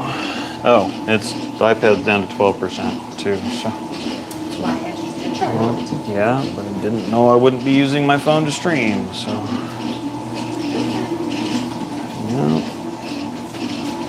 All right, this is just gonna take purple. There's really nothing to this, and if I did black, it would look the same. So, there's a little bit of kind of pearl. I'll put a little bit of silver in there.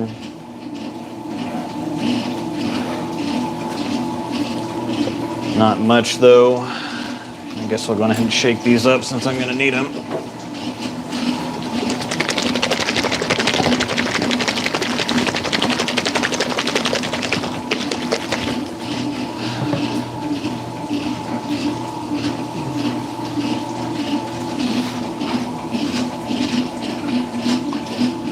Yeah, start with one drop. See how that works. Did I charge? Oh, I guess it is charged up, isn't it? My drill. Yeah, you charged it. You took it off the last time. It should be good. Interesting thing for those of you that have plugged before, I get 1/8 of an inch dowels and whatever, quarter. Mixed by drill because it doesn't agitate, it doesn't create as many bubbles. So you can stir it a little faster.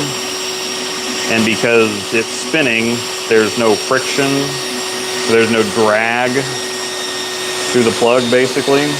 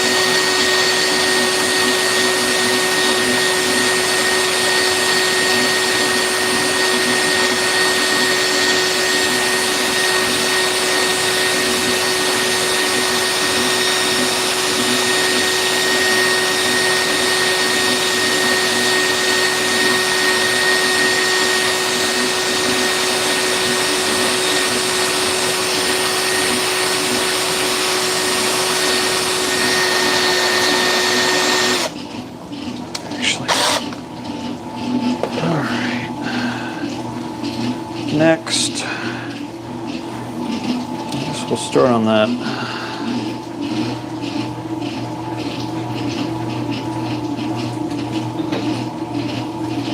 Cosmos. Whoops, damn it.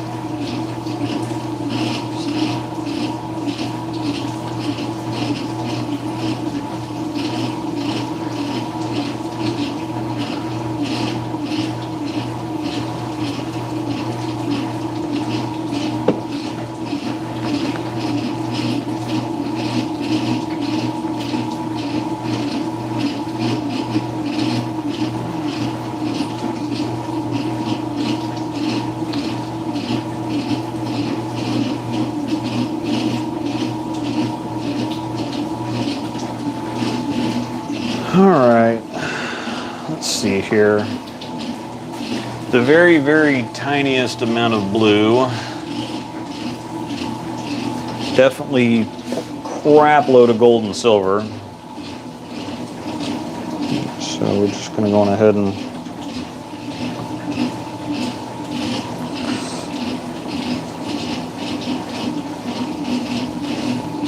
get a healthy amount of each one of those in there. And so what we're going to do with the blue is I'm going to not put a full drop in there. I'm going to get just the very smallest amount coming out of the tip of the bottle and then touch the tip of the bottle to the surface so I don't get a drop in there. Like, that's a speck. I have a speck of blue in there. And just to show you how much, I'll go on ahead and start mixing here, just to show you how much that tiny little speck of pigment affects the color.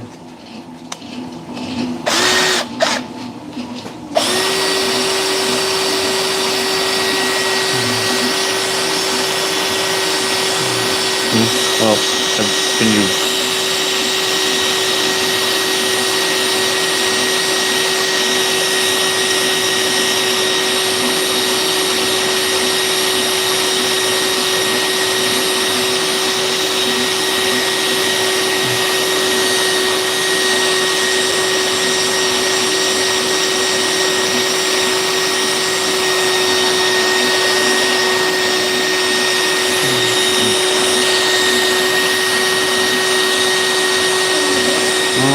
No, it's just not what I want. Tilt it. Or...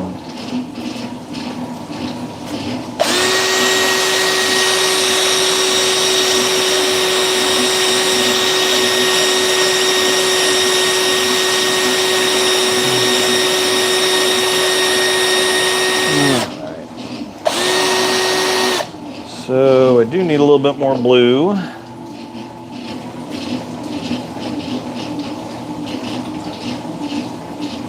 And actually, this is kind of interesting. I may not need any yellow with because the gold is kind of yellow. I still think I'm going to need yellow, just to get the tone, the color tone right.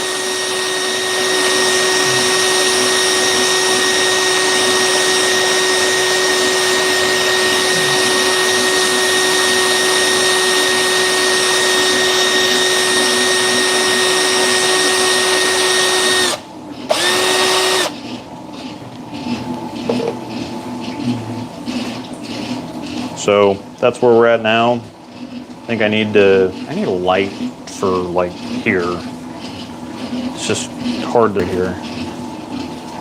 Grab this. That's all the way charged anyway, so.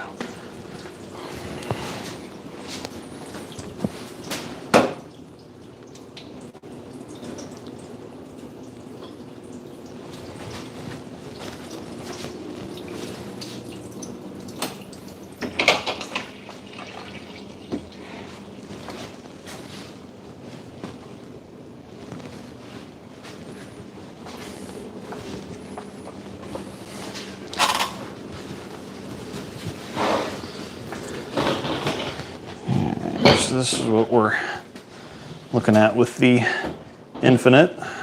Again, a little dark, but I think once we're done, it'll look fantastic. Set these off to dry over here. All right, so a little more blue.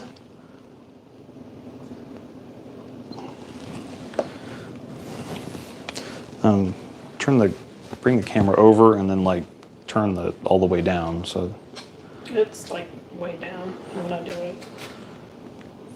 So what did?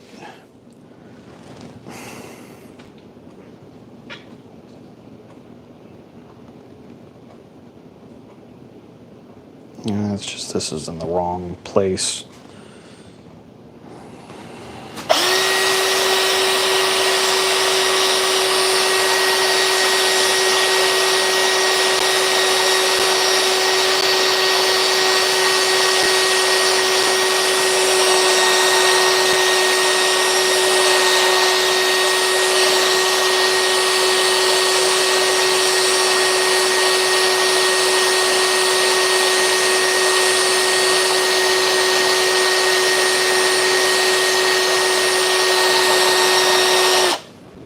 would you add any green to that or no? No, this isn't going to take green because I've got neon. So I'm going to put a drop of yellow in here.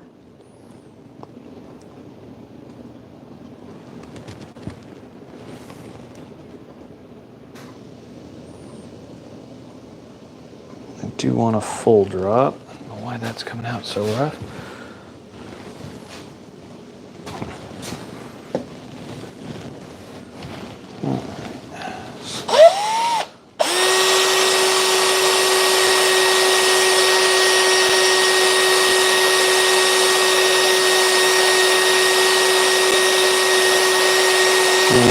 So there's the yellow I want, and you can see it kind of taking shape now.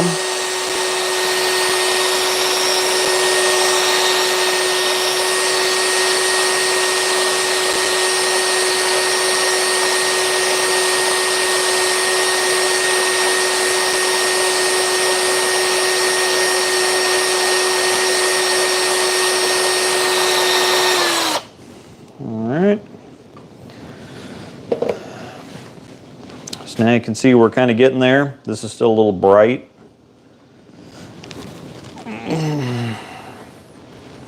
For someone who doesn't have any shop equipment, would it be in my best interest to continue to visit my pro shop when doing ball work or invest in my own? It depends on what kind of shop equipment you're talking about.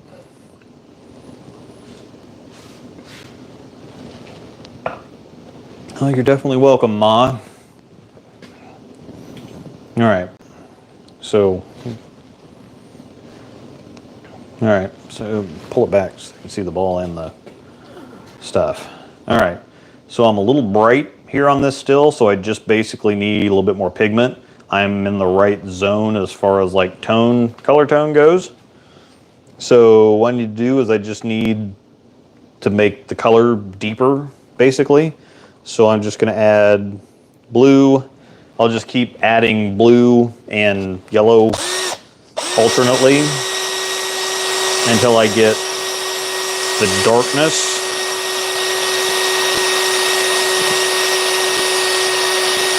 That I want. The yellow is not going to get that done. The blue will definitely get the color darker.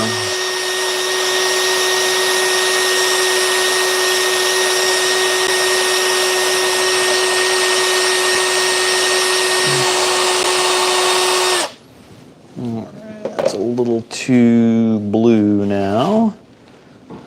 So, go back yellow again. Why that's doing that. Do you have a needle or anything if it gets stuck? Yeah, no, it's just I don't know, it's pen. Okay. It's just a little gummed up.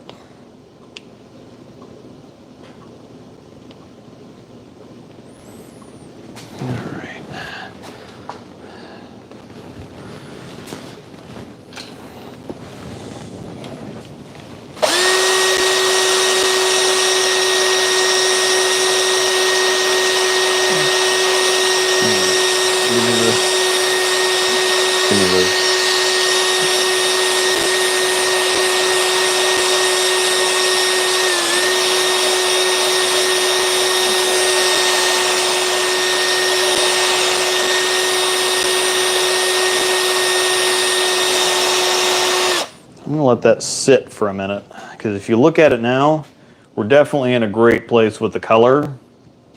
It's just a little bright, but if you let this sit for just a few minutes, the silver, the pearls should settle, and we should end up looking really good. I like where that color tone's at, so I'm gonna let that sit there for a minute. Go back to the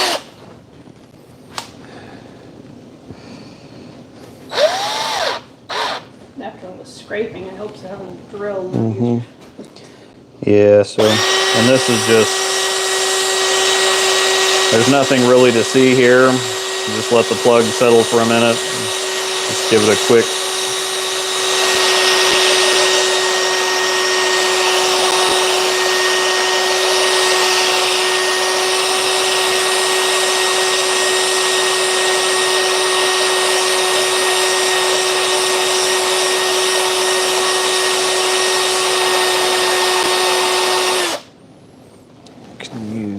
I got plenty of dowels now.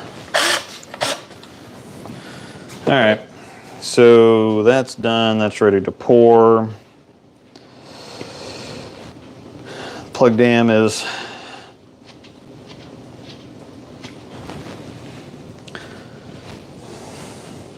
this one's not going to be terribly interesting because it's just dark. So, but I do like that. Huh, you can't see it, but I can see it and it looks pretty okay, so. Probably see it better with it pours.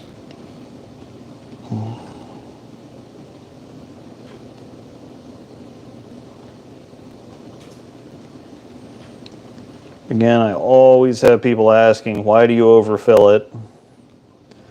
Because the ball is round. If you fill it to the top, you're going to have a flat spot. And they say, well, that just looks like it's wasting plug. It's like, well, I'm going to waste all of it. So whether it stays in the cup and goes in the trash or goes in the ball, they're the same difference. Another thing I really like about Thunder Plug is it's like the perfect viscosities, because no matter how careful you are going to get some bubbles. You are going to get some bubbles while mixing, even if you're like super slow and gentle and take your time. Whatever else, you're always going to have some bubbles. But the Thunder Plug is the perfect viscosity where the bubbles always come to, as long as you don't like super over agitate it. You can see that there's a couple little bubbles popping.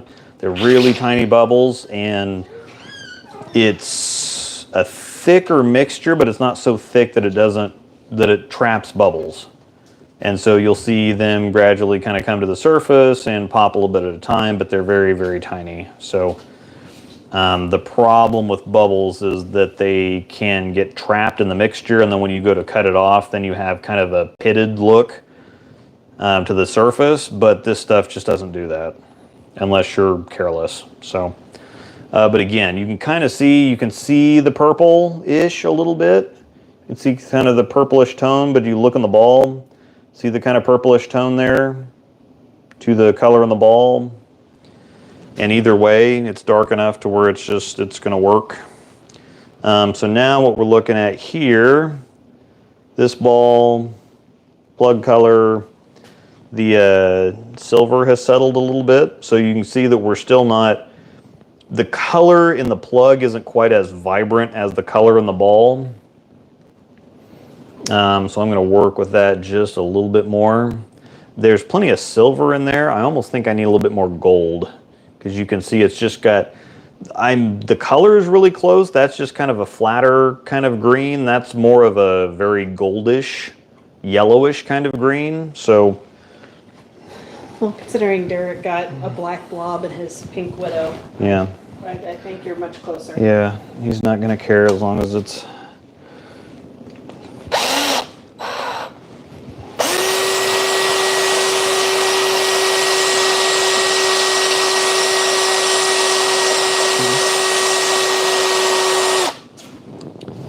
Yeah, so I'm going to go on ahead and add a drop of blue, a full drop of blue. I'm going to add a drop of yellow. Camera.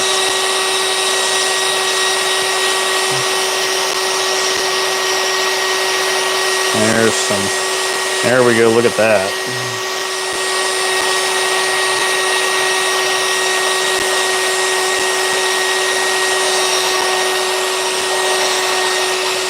Now we're really getting somewhere with color.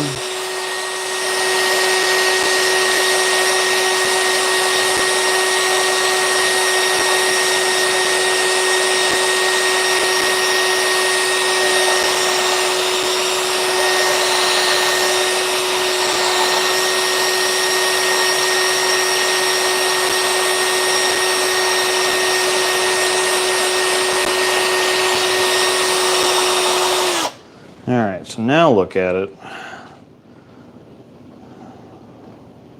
Let's back off a little bit, it's not focusing. So yeah, it's kind of hard to, let me turn this light off because that's causing problems. So now we're a little too dark. That's okay though, because I can always brighten it back up. And I did want to put a little bit more gold in it anyway. So put some gold in it to give it that super, that kind of yellowish sheen to it, or that glow.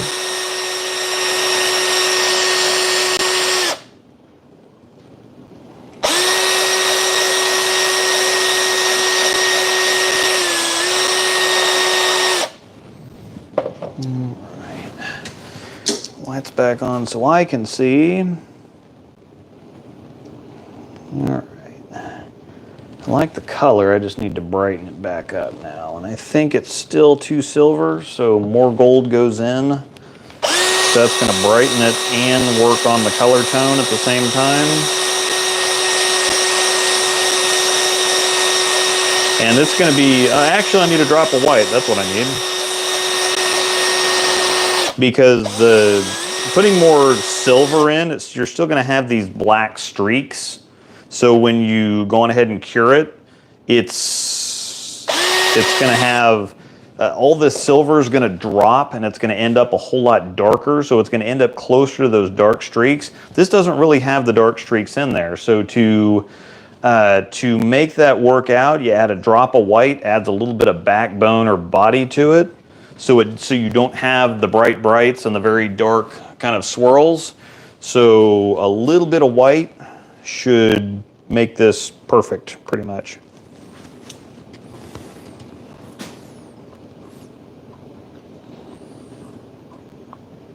And I want a very, very small amount of white.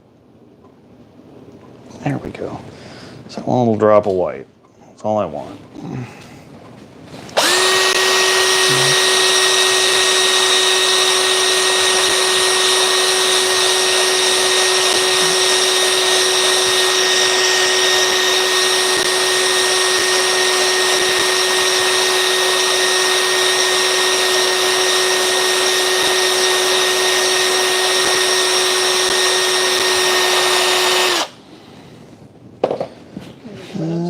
Okay, it's not quite enough. I'll be back to help in a minute.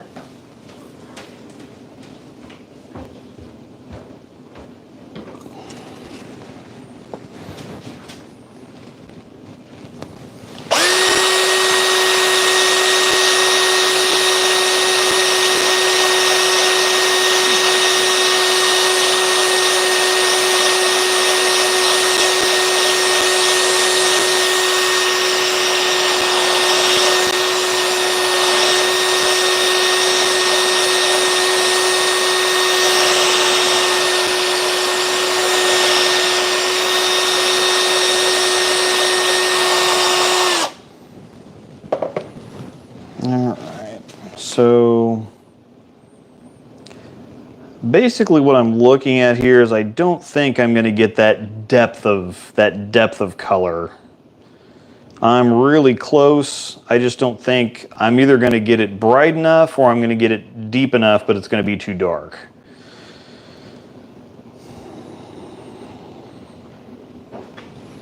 So I'm going to do the blue yellow one more time, because I did add more gold and some white to brighten it up, but at the same time, what that's going to do is it's also going to wash it out. It's going to wash the color out.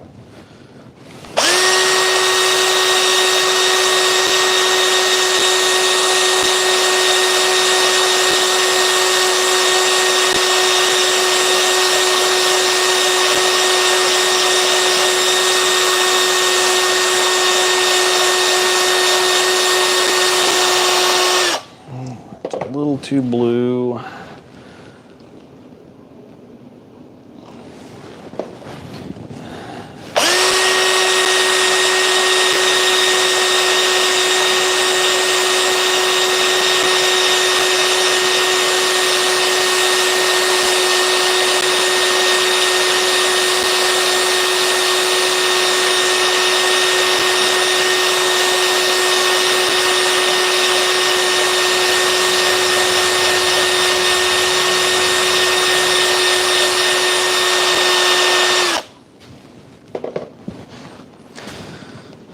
All right.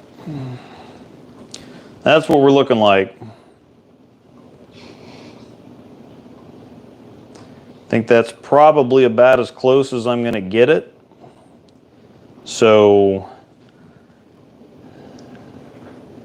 I still think it's going to be a little bit too dark though is the problem. I think that once it settles, I'm going to let it sit there for a minute. We'll see what happens.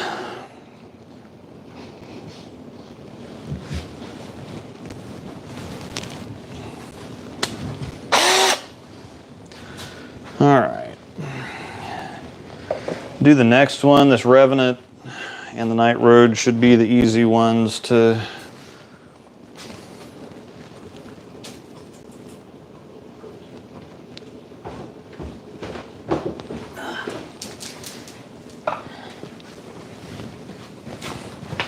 actually I'm going to do the Night Road because that'll be the easiest one.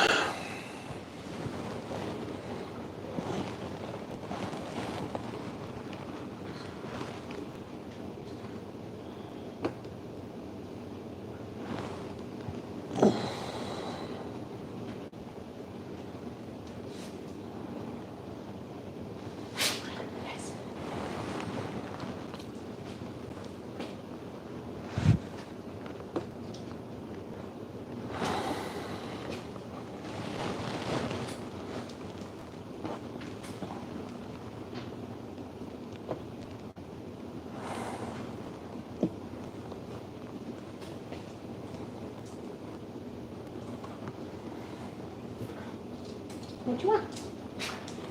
What you want, Bella? You strong? Are you a strong dog?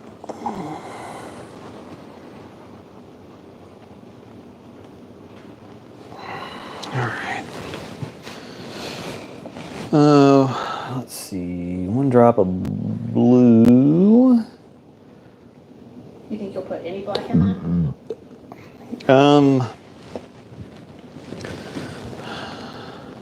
Probably. Because one drop of silver, one drop of gold, I think is going to make it too bright, so it's going to need some black in there to make it dark. Ooh, what about the storm? Yeah. What did I use that on? I used that on the Axiom, actually.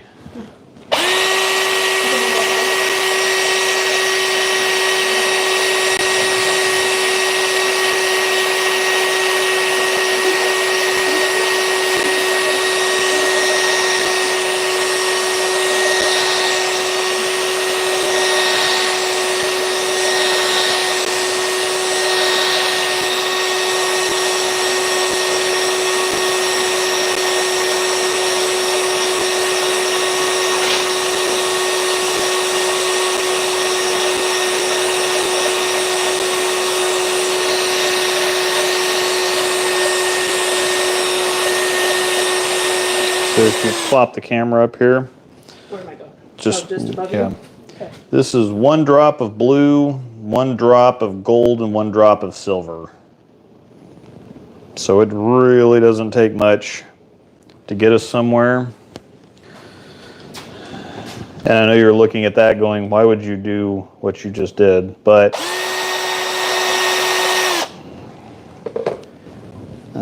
put a couple drops of black. Just start with one.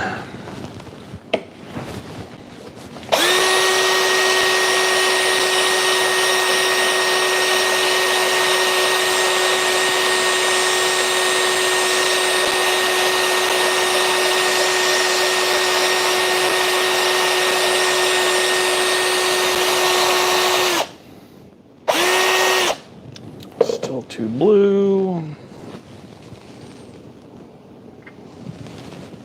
A couple drops of black.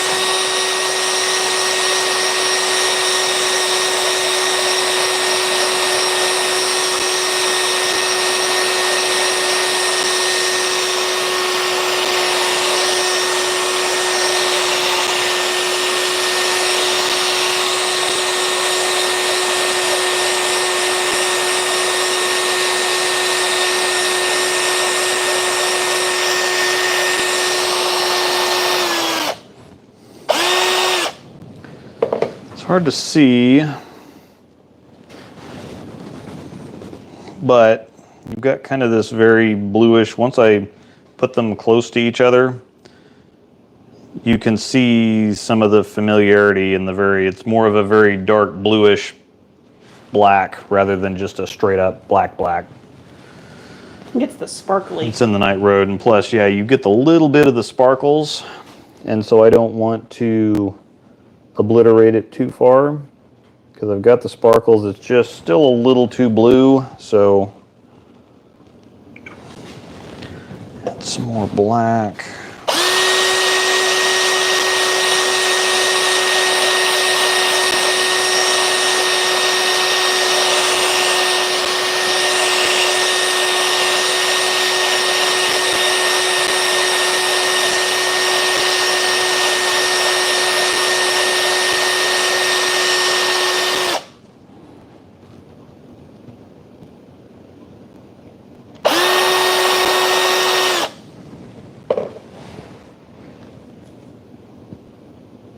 Get there.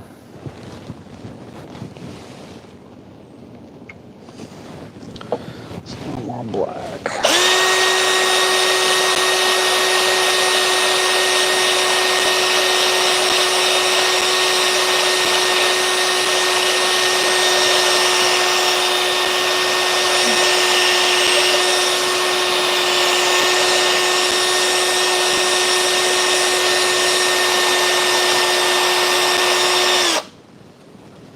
Oh, Bob. Thank you, sir. What do we got here? Son's first B7 ball came in today. Thanks, James. Can't wait to see cross-brand comparison videos. Sweet. Yep. Thank you very much for the donation. To borrow from Stu Williams, I am just here for the super chats. Except that's not true. Mm-hmm. All right. Steal my light here. All right. So look at what we got here now. Can you tip it up further? Go too far, it flips, so. Yeah. All right. So we've got a very kind of goldish, dark black, blue, whatever. And then as soon as you look at that, we've got a very similar thing. This actually might be a little more purple than blue. But, you know, very kind of similar-ish things going on here. Yeah, I think that, no, that's actually really close. That is, yeah, that looks great. I like that. Might just need one more drop of silver. Give it a little bit more backbone, make it pop. Just a smidge. Just one drop of silver.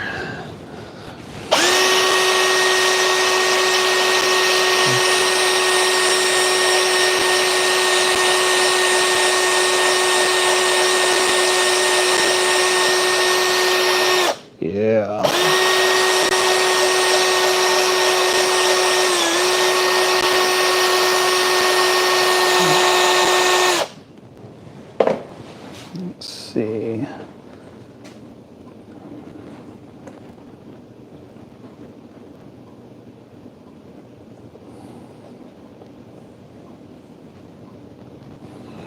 All right, I think I'm gonna go ahead and pour this. There's no sense in letting it sit.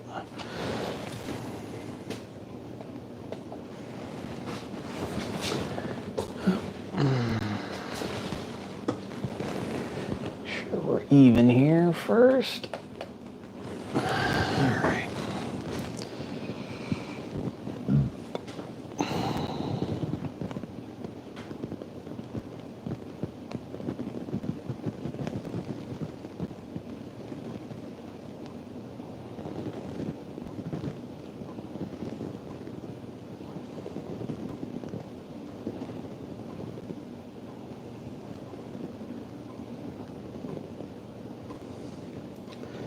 The good thing about this is again, even though it's not a perfect match, it's not going to be, but it's going to be very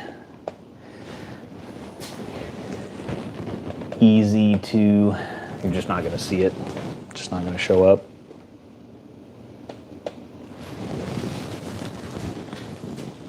Okay, bring it back over here.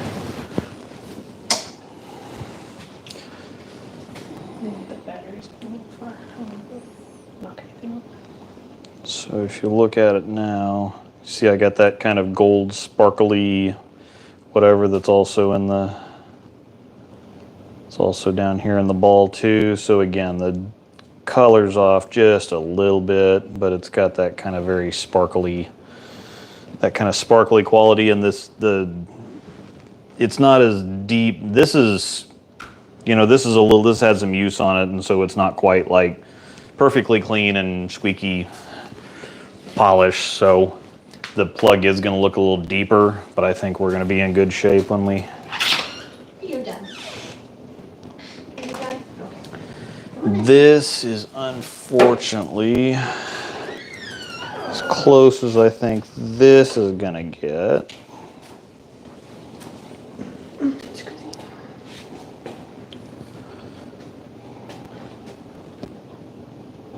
So if we take a look at that, this is just a deeper, kind of more vibrant color.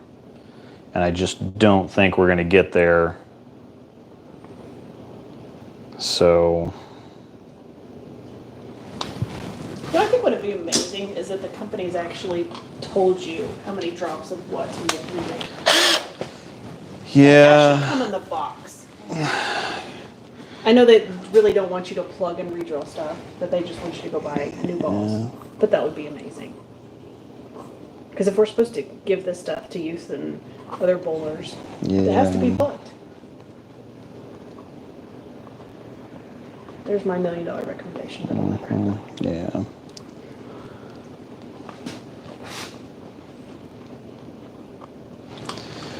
All right, so yeah, just stirring it by hand or whatever. Friction response. Yeah. Well, now as soon as I say that, there's a lot of bubbles that were, oh, there's a big one, that were popping up, but.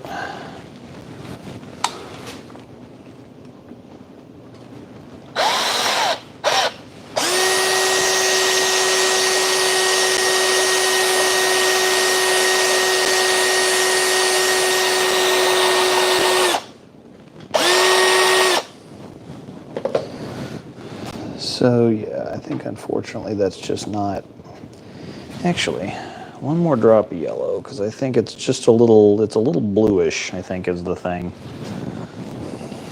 I'm still seeing.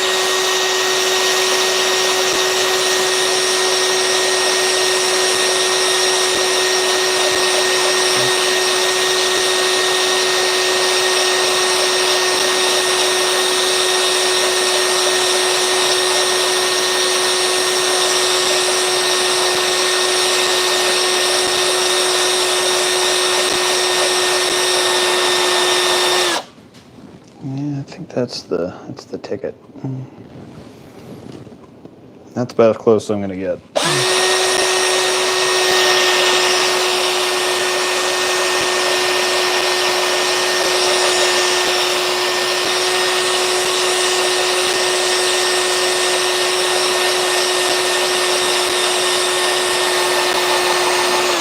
some point you got to stop screwing with it and pour it. I think I'm at the point where that just has to happen. It's going to be a little dark. It's not going to be perfect, but I think we're in a good spot. I like it. Even? Huh? All even? Yeah, I think so. All right.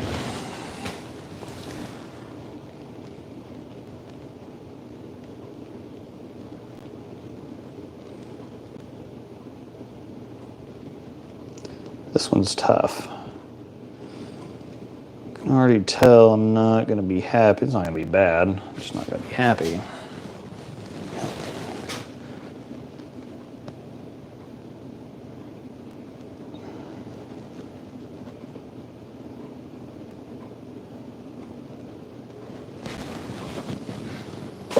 All right, let's take a look here. That actually looks a whole lot better poured than I thought it would be, but as soon as that settles, I'm not going to be happy.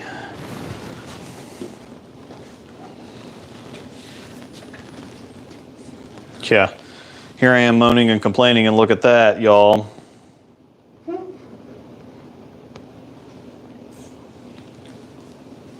Look at that.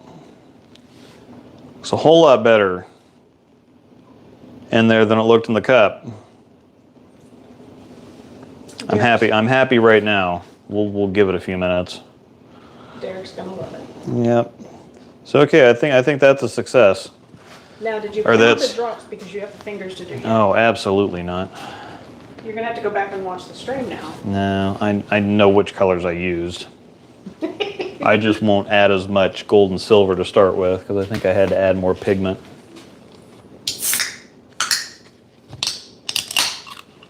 Man, that might shock the crap out of me, and I think it's going to be a little dark. I've done this long enough to know better than to get my hopes up. Okay. Max, that was amazing. Yep, now we need to do the Revenant. That's just going to be all one color because there is some of the purple in there, but it's kind of like around the side. And what I did down here, I did it half and half because it was the purple did kind of split, or the hole did kind of split the purple and the kind of dark goldish color, but they all kind of intermixed. I think you can probably see. Can you see? You can see the purple, but you can see the kind of more silvery part. That's where that gold kind of intermixed, and because it's grainy, it looks brighter than it's going to be. So I think we're going to be fine there. Yeah, give it 24 hours and you'll hate it. Likely. I'm just going to savor the moment right here. Steve G's been here before with us. Yeah, give it 24 hours and you'll hate it. Wait until I cut it and then I'll hate it. Anyhow, all right. We're going to do and that takes gold, red, and black. 1 drop of red, and then balance with gold and black. Night Road looks amazing now that it's sitting there for a second. When we're done, we need to take a picture of the Cosmos and make sure we tell Riley that it has no green in it. Yeah. Mind blown. Poor Riley hates this game. Yeah. What are you, a sheep? Dishonor on you, dishonor on your cow. Name that movie. Mulan. You weren't supposed to give it away. Everybody knows it anyway. Doesn't matter. You weren't supposed to tell everybody. You ruined my fun. No cookie for you. I'm pretty sure I have to change the hardener bottle after this, if it even survives this one.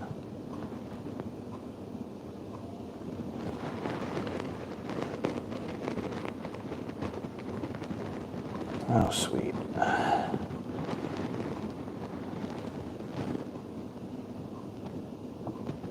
Oh, yep. There, I just gave up. All right. going ahead and switch my hardener bottle.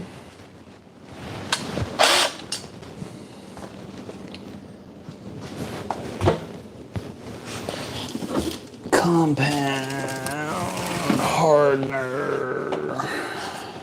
They put the label on the wrong side. Rat bastards. Just can't trust anybody to do anything right. Should I write hardener on it for you? No.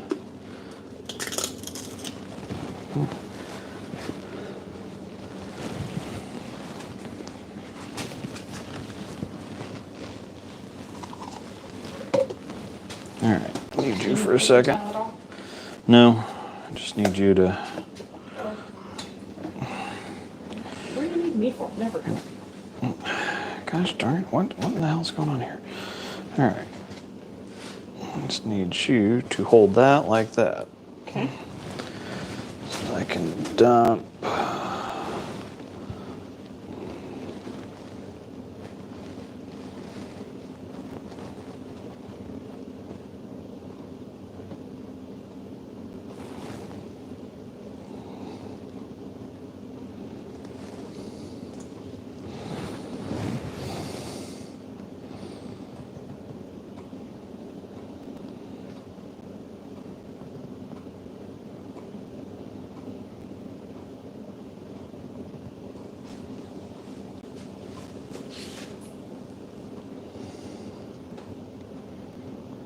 Do you need any more out of it right now? Hmm? Do you need any more out of it right now What do you mean? to finish that cup? No, the cup's done. Oh, okay, so that's just for the next round? Yeah. It gave up the ghost, so. Just figured I'd go ahead and do it now, so. This just goes.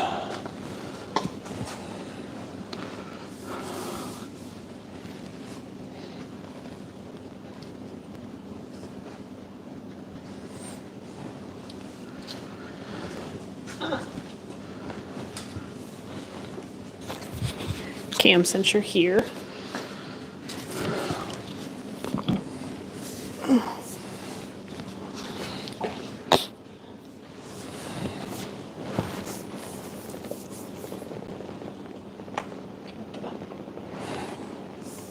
You're so pretty.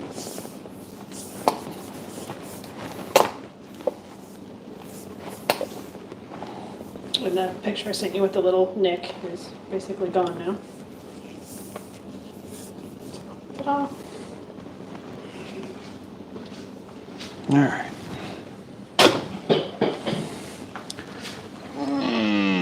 All right.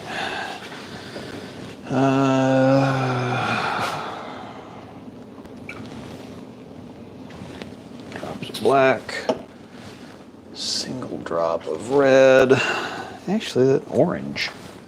Use orange. Haven't used orange much. Yeah, the More X2 than is so he can orange stand anyway. on 90 now instead. Couple drops of silver. Handful of drops of gold.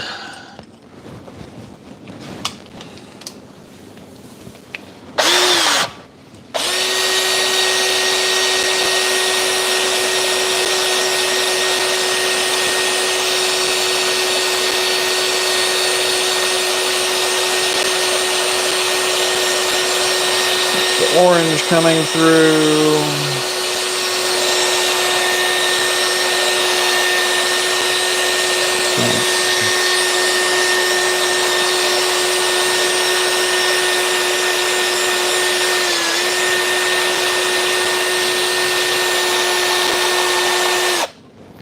It's very gold. I think I do need more than the orange. I don't think was the right decision there.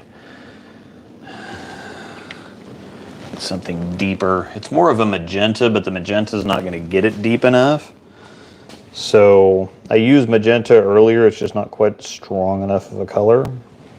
Or I used magenta when I did the thumb hole.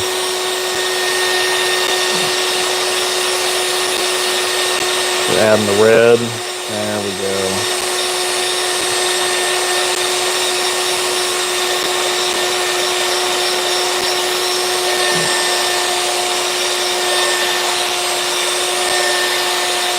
Okay, I guess if you did red and yellow to make the orange.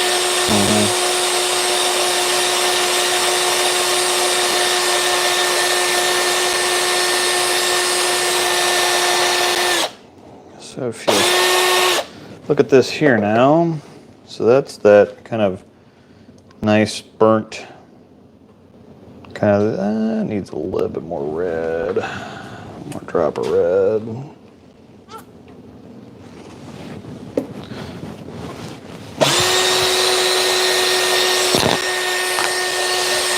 Yeah, when stirring by hand, it creates more air bubbles, but with the drill, since it's spinning, it's just like a smoother motion and not irritating it so much. So less air bubbles. Yeah, there's not near as much drag using the drill, because the drill, you see just not even moving it. It's kind of like mixing cake. Yeah, there's a very low friction. Especially if you move it in the direction the drill's spinning, I can mix about as fast as I want to.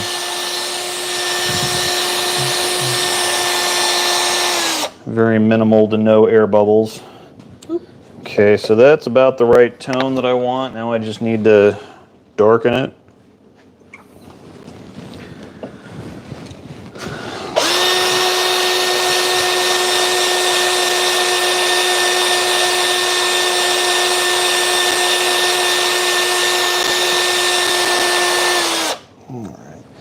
I think that black's gonna, well, no, that might work.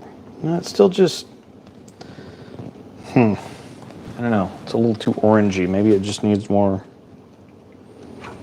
black in there.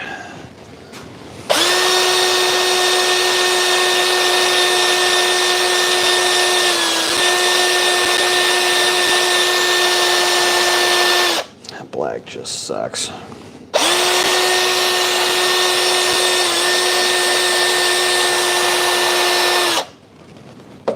I still think storm purple. No, that's good. It's too flat. Oh, That's the problem. okay. I mean, it might need a little bit of flatness in there, but I don't, that's, it's not gonna hurt anything.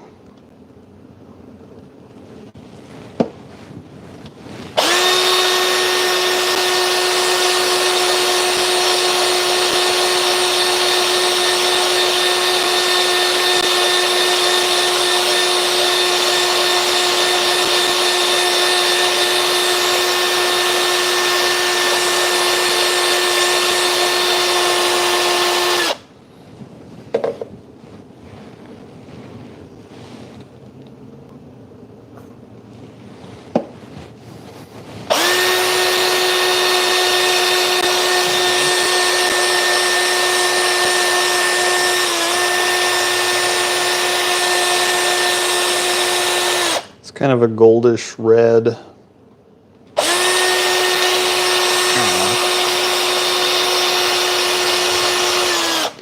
It definitely gave us kind of the magenta that we were looking for, but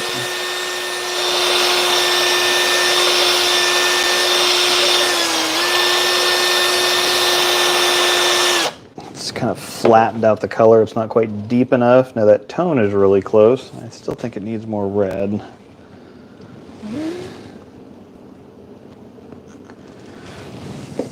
Just needs to be darker.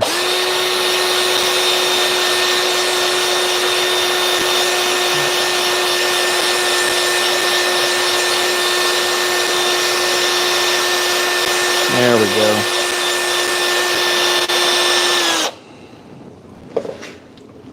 Now we've got the right tone. It's hard to source my light here. So we've got, it's just hard to see. got kind of the right tone-ish, because if you look at this, it still looks pretty good. All right, look at this here. So that's kind of a burnt magenta, goldish, reddish something. It's almost like an intense fire type. Yeah, and so this is still a little brownish. I need a little bit more red, but it definitely has to get darker too. So I don't know why I need so much, why this red is not really doing much.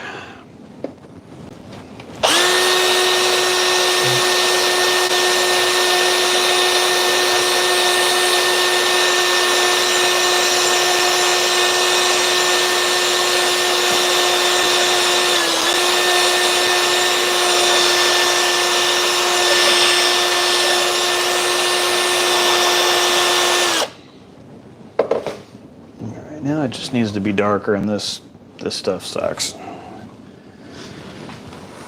So we're just going to throw that bottle away because that's terrible.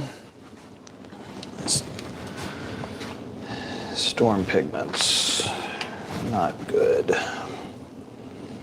So the Vice stuff is actually going to work here.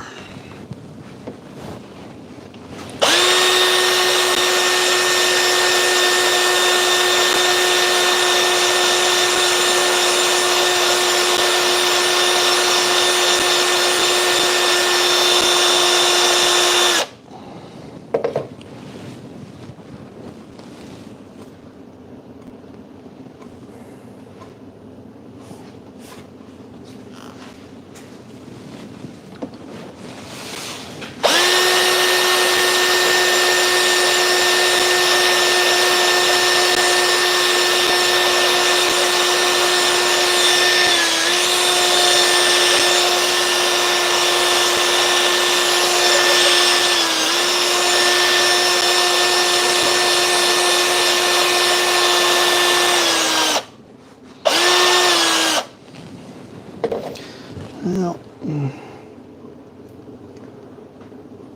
I think the problem is that putting this purple in has added a little bit too much backbone to it, so it's not and there might be a little bit too much pearl in there. I think I'm just going to have to scrap this and start over. That's just not working. I'm going to I'll try just a little bit more black here, and if that doesn't work, I'm just going to have to scrap it. I think the mistake to start was adding that orange to it instead of red. I knew what it took.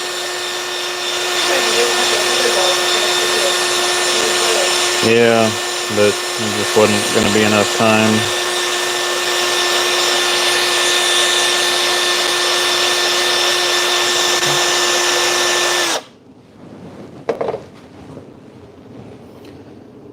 Actually, no. Well, see, the problem is if it was a thumb hole, I can drill that back out if I don't like it. This, I think it's going to cure darker than it actually is, and it's kind of mostly the right, it's just not even the right tone. This is just brown, and this is like a deepish red. Just leave it sit. Well, it's just, the problem is it's just not going to get any better. Okay, let's start over because I'm tired. It's just not going to get any better. It's 4:09. I know. I'm about to go to bed until you finish the stream on your own. Yeah, it's just, I don't want to do that. All right, let's see if we've got all the air bubbles out here.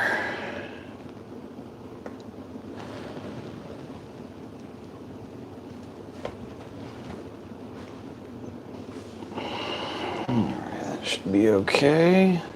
That's all right.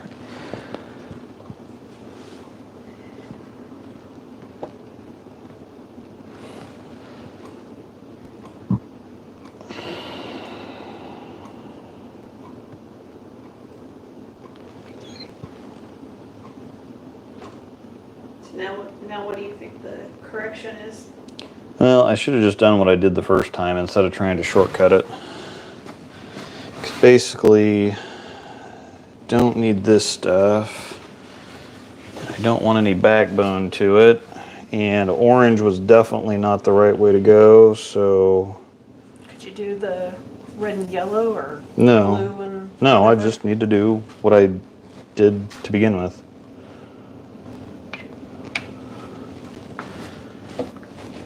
What is that? Black, drop of red. I think I did use magenta actually last time because that's closer to the actual color, and then just a very, very small amount of, I think I got too much pearl in there last time too. Whoops, need to do that.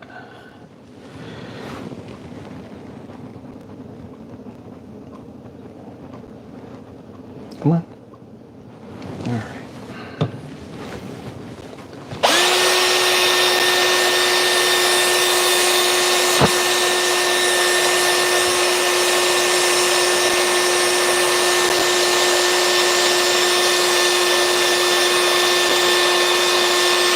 Yep, first time. Then yeah, attaboy Roy. We will answer Arsenal questions here, Oh, but cool. since you just joined the Discord, sometimes it's Yeah. easier to go back and forth. And Yeah, there's a channel called Arsenal Question. Well, it just depends on if you join the Discord or if you're on the member side. But you can also ask questions on the. yay, Randall! Am I drilling the spin for I'm Randall? gonna have to message him. Oh, okay, that's perfect. That's absolutely perfect. So I'm glad I started over. Cameron, if Randall is with you, run at him and give him a massive big bear hug and tell him I said good. And when he gives you a funny look, just tell him it's from Mom. Oh, got a Hustle USA, tried it at the 3000, didn't like it too much. How about polishing it up? Yeah, dryer lands and the ball seems to lope along. The USA does lope along a little bit. USA's probably a lot more chuggy compared to any other Yeah, it's hustle. chuggy and smoother, but yeah, if it's loping, then yeah, I'd polish it and see what happens. All right. So we're in much better shape. This is actually perfect. So, all right. Check it out now. Put the...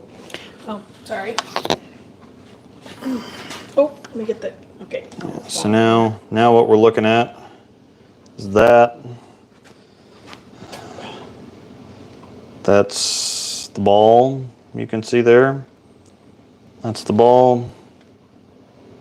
That's the cup. So now it looks a little lighter in the cup, but as soon as I pour it, it'll get dark because the cup is letting in light from all sides. This is only going to be letting light in from the very top. So that is just really can't get much better. So I'm going to go ahead and, well, I'm going to mix it a little bit more, but then I'll go ahead and pour it and I'll show you what I'm talking about.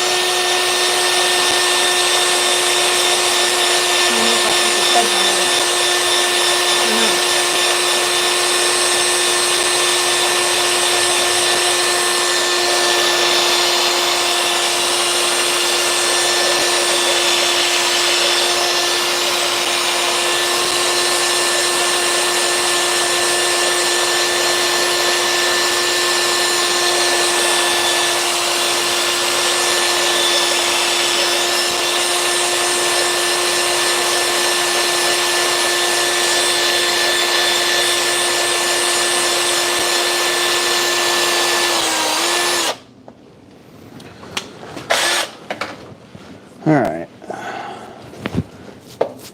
All right, take a look again here. This is a little brighter, but that's it's the right tone. It's a little brighter, but again, the cup's letting in more. What are you doing, Dingo? What? D-I-N-G-O? You can't come up here because there's all kinds of stuff you knock over. All right, so...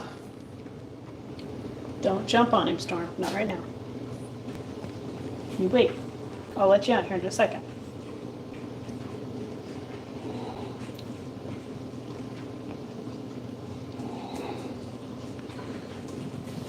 This will hopefully darken up.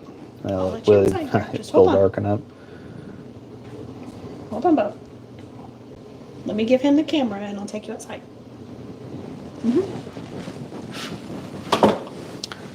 All right. You take it. All right. So, yeah, set it down here for a second. I got to make sure that I'm... Okay. There you go. That's what we're looking at now. Might be a little more cherry in the ball, and that's a little bright, but once we...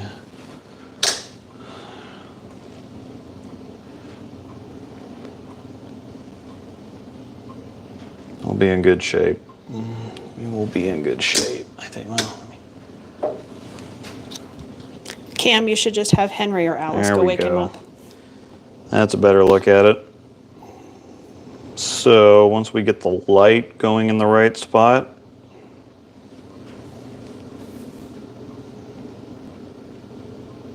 our business. All right, last ball. This one should go quickly because these are easy. This purple's different, but it's easy. So this is not really purple, it's purple red. It's a reddish purple. So do you use the magenta again for that, or how does that work? No, I'll use just purple and red and maybe a little bit of blue. Oh. We'll see. And I'm not sure if I want to... The problem is with this is as soon as I use a little bit of the yellow, it's just going to be a problem. Or I actually need... Yeah, like you said with the other one, they just mixed together and it was kind of... Yeah, it ended up looking stupid, so... I mean, unless Sorry. you're going to do all of one finger one and all of one finger together, I wouldn't bother. Yeah, it might be interesting, but it's probably just not going to look good. Especially with most of that being purple. Yeah.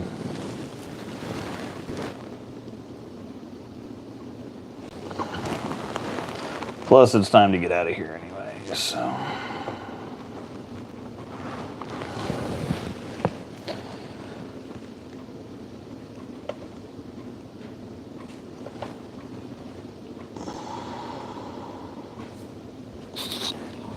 If you all have any last questions while he does the last one, it's probably going to be another 10 minutes or so. Whoops.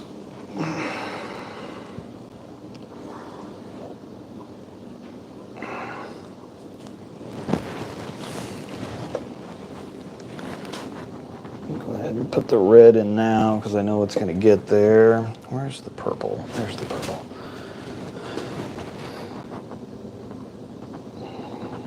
Purple. I know that there's a drop of white in there because it's just, or at least a drop of white, because it's just too milky.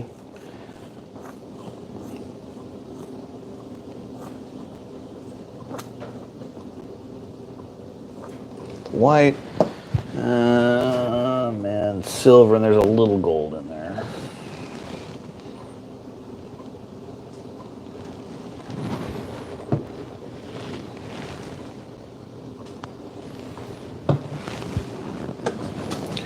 All right, so there's the concoction. It's probably going to come out a little too red at first.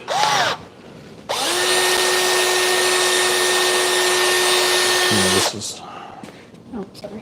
interesting. Okay.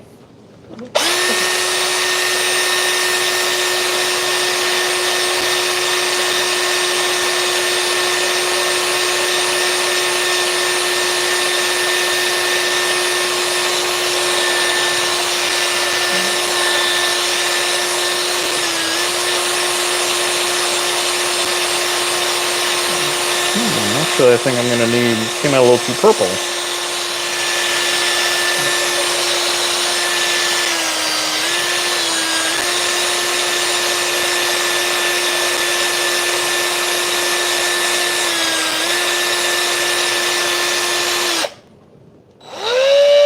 It's a nice color though. All right, let's look at the ball now. Yeah, I need more red. Believe it or not. And I actually need some pink. Bring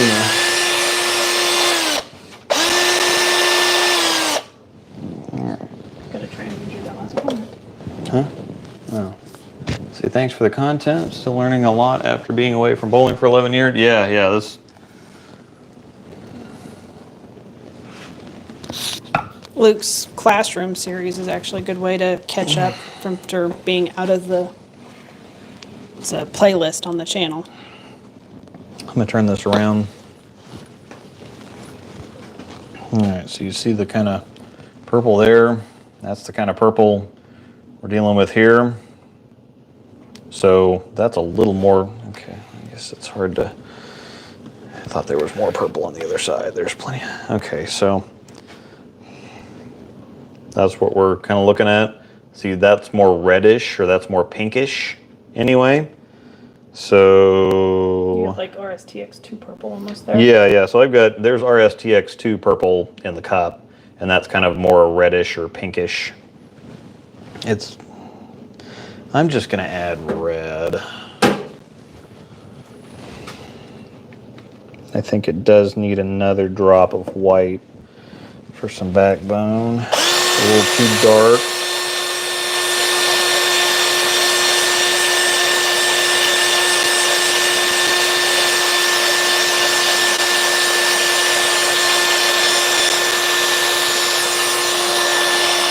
The plug itself is Thunder Plug. Kind of see the bottles back there in the background. He has used, I believe, every other one.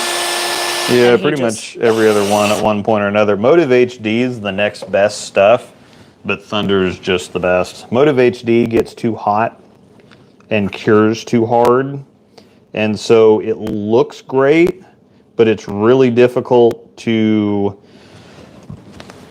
Would you say it's almost like urethane type hard? Or like the... No, it's almost like plastic hard. Okay, there. That's more what I was thinking. I said the wrong word.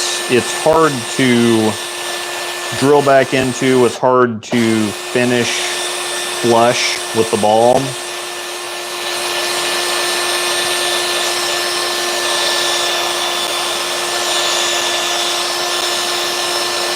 I know Tobias's shop uses the Motive, but he said that he has temperature issues, so Yeah. using something to cure like that. And see, that's the one thing. HD will always cure. The Thunder Plug is a little temperamental when it comes to temperature. If it's a little too cold, it doesn't want to harden as fast. It takes a little bit longer.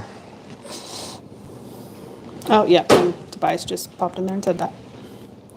And as far as the color kit, we got all of the Storm color kit, all of the Vice color kit, and then we have Motive Silver, Motive Gold, and there was one other Motive. Motive Magenta, Magenta.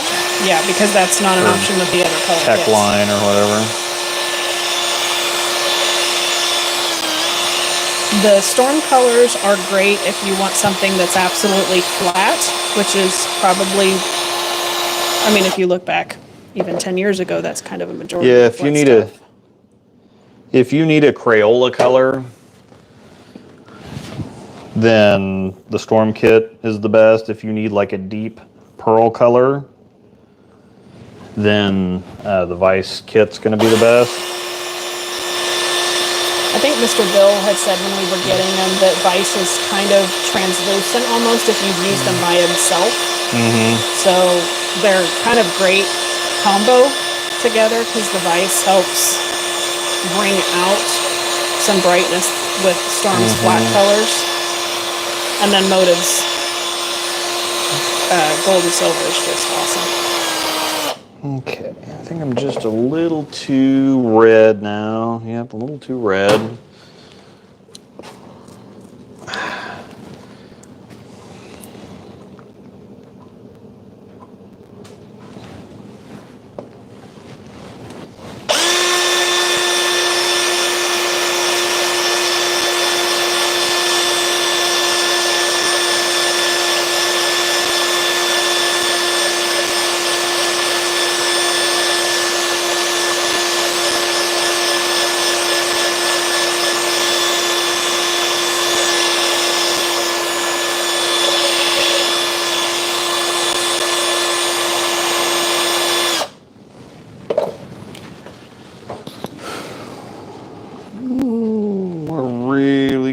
close there.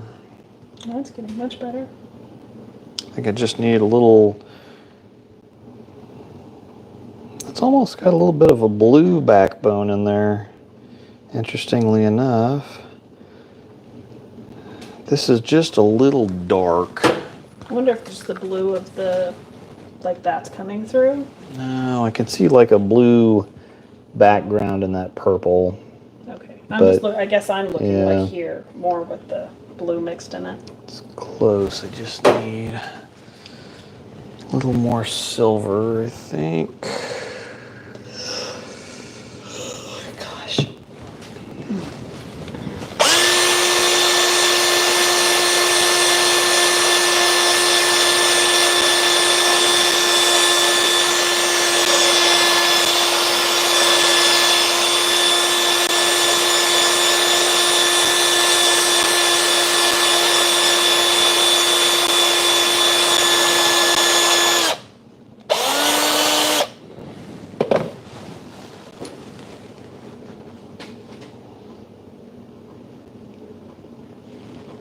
That looks pretty Yeah. Gold. Oops. Keep bumping the legs of this thing on my legs.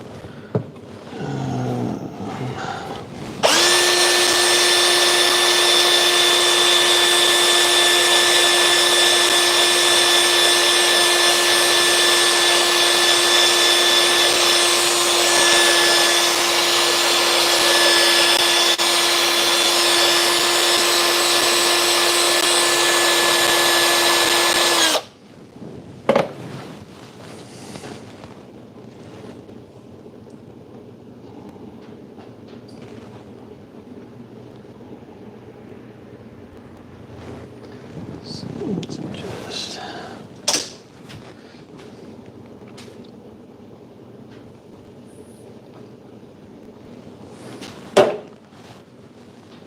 nope, wrong one.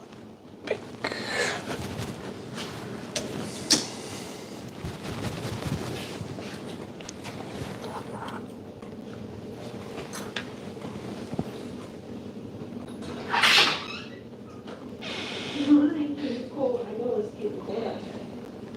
You ready, Buffers? Pink is a very weird color. I think that's what I was kind of missing. Oh yeah, that's exactly what I was missing. Now we're in business.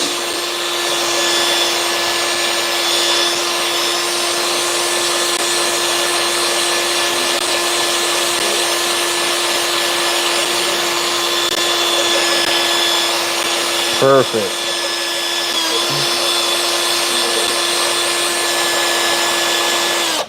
All right, I think we're done here. Take one last look here. That's about as close as that's gonna get, so. I know. I know. So. Yep, all right. Well, I'm just gonna pour this. I've definitely mixed it enough. Oh.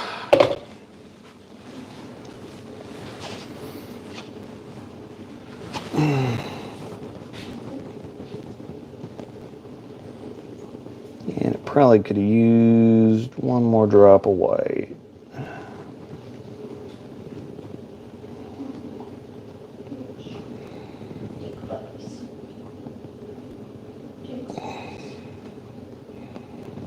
But I kept adding white and didn't really seem to be doing much.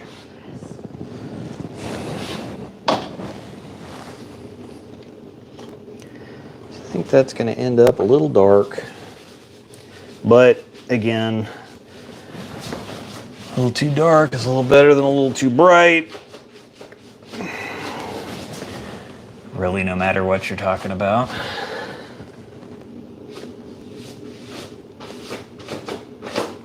Unless it's Marie Calendar. Yeah.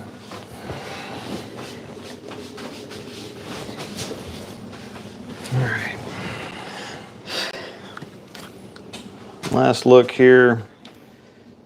It's really close. Just think it's going to cure a little too dark. Like I said, I probably could have used one more drop of white, because it's just, you can see it's a little bit more, this is a little flatter, a little bit more kind of opaque. That's a little bit too translucent, but realistically speaking, once you put the light on it right, I mean, it's hard to be mad about that.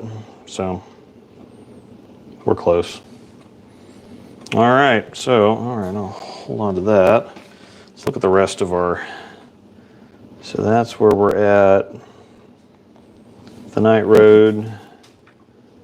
See, if you actually look at the night road, it's got that very deep bluish, kind of deep bluish, black, gold, silver speckled, and that's kind of what we got going on here. This is a little bit deeper of a color right there.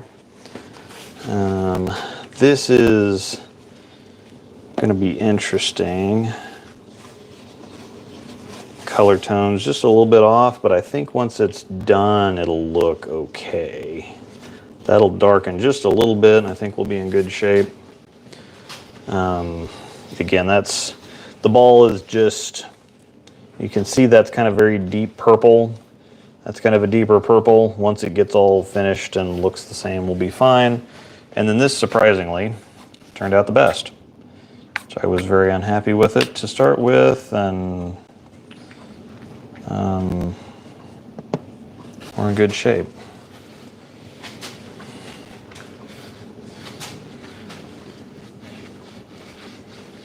So,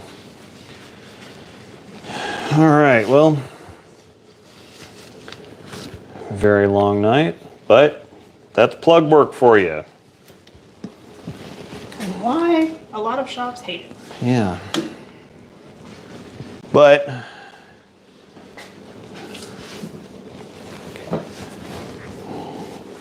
I will polish these up, but that's what we came out with on the Infinite.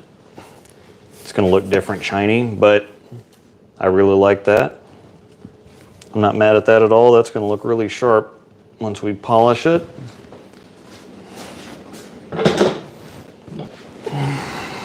Why that's still wet for some reason, but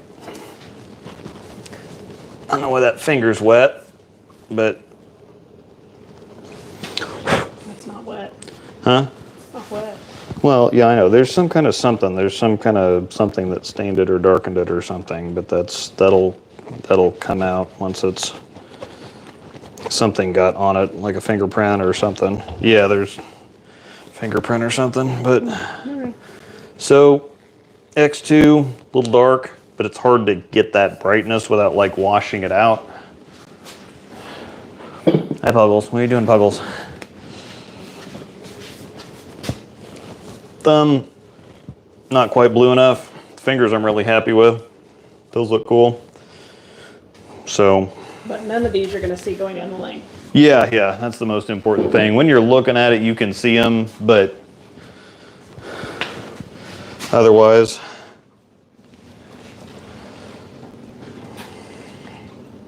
So, all right, now we put all the colors back and go to bed.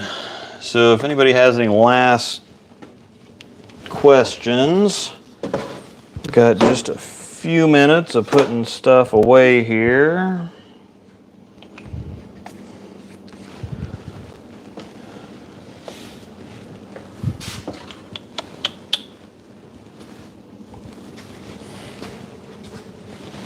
If you wanted to keep your angles straighter on a high friction house shot, would something like a Revenant work, or maybe this new Scorpion low flare? The Scorpion low flare sounds like the ticket. I think it might be a little too strong. You might want something more like a Hype Solid. I think a lot of people forget about it. It's kind of it's a very IQ Tourish type of shape. I think it's kind of a sleeper that needs a little bit more of attention. And when you say high friction, I'm guessing you mean mid lane, or are you talking about like snappy back ends? Because that would be a little bit different. Well, if it's a higher friction land surface, it's just going to be dry, mostly. Well, he said high friction house shot, Oh. not lane. Okay. Well. Yeah, it could be either be a drier. What, Buck? I know, it's bedtime. Where are you, Buck?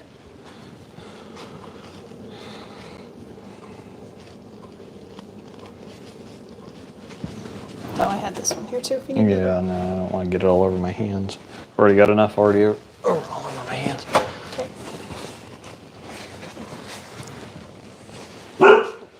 Oh, snappy back ends, then you do not want to Revenant. Yeah. Yeah, if you got snappy back ends, then yeah, that new Scorpion low flare would probably look pretty good. Or again, the Hype Solid. You know, I can't recommend that to enough people because they're cheap. Number one, Yes. and they're really good. Yeah, and if you want lower end kind of like dual purpose angles in front, keep it straight, the Hustle Rip too. Hey, punch. Oh, one more bottle.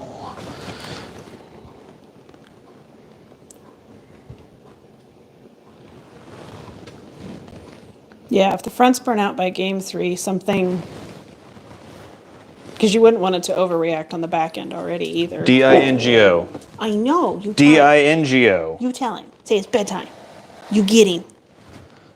You get him. You can get up there now. Oh, well, actually, you better Yeah, not. I'm moving stuff so he can get up here. Okay. Hold on just a minute. Then you can see. We don't need your nose in the plug work. That Yeah, would be very bad. especially in the Idle Cosmos. The rest of them, whatever. Yeah, we already spent enough on him. Do not mess with the Cosmos.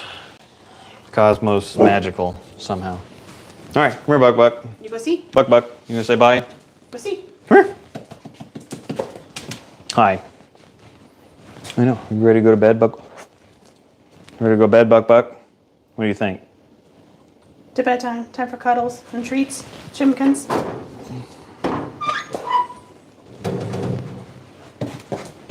Hi. Jickle Bubba. Yeah, give everybody a side eye. Mm-hmm. Tell them. Oof. What? Husky gonna husky. Oh, there's the other one. Hi, Pickles. All right. Thanks, everybody, for hanging out. Tilted. Yeah, I was getting there, sorry. Well, thanks, everybody, for hanging out. This was a long and involved night and took longer than I had expected or hoped, but that's kind of par for the course.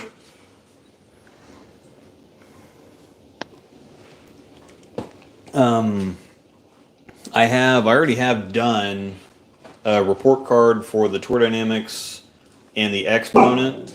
I still got the Zen Gold label coming. That's ready to go. I just need to make it. I've got more preview videos coming for the other stuff that B7 announced. I'm working on the Emerge Hybrid right now, and I'm doing. Actually, that one's done. No, it's written. And then the Troublemaker Pearl, I think, and then the Breakaway from Radical. So yeah. And then New Blue Hammer review coming also. So yeah, there's a whole bunch of stuff in the works. No blue from James. We do not have one. Yeah, a whole bunch of stuff that advice for playing 35 Cheetah. Most of the time you got to play way outside. The outside few boards hook, urethane straight up, or you just got to bounce like the 2 or 3 board. Yeah, get comfortable with the gutter because you're going to have to be there sometime. Even if you're using urethane, you're just going to have to be comfortable with the gutter. So.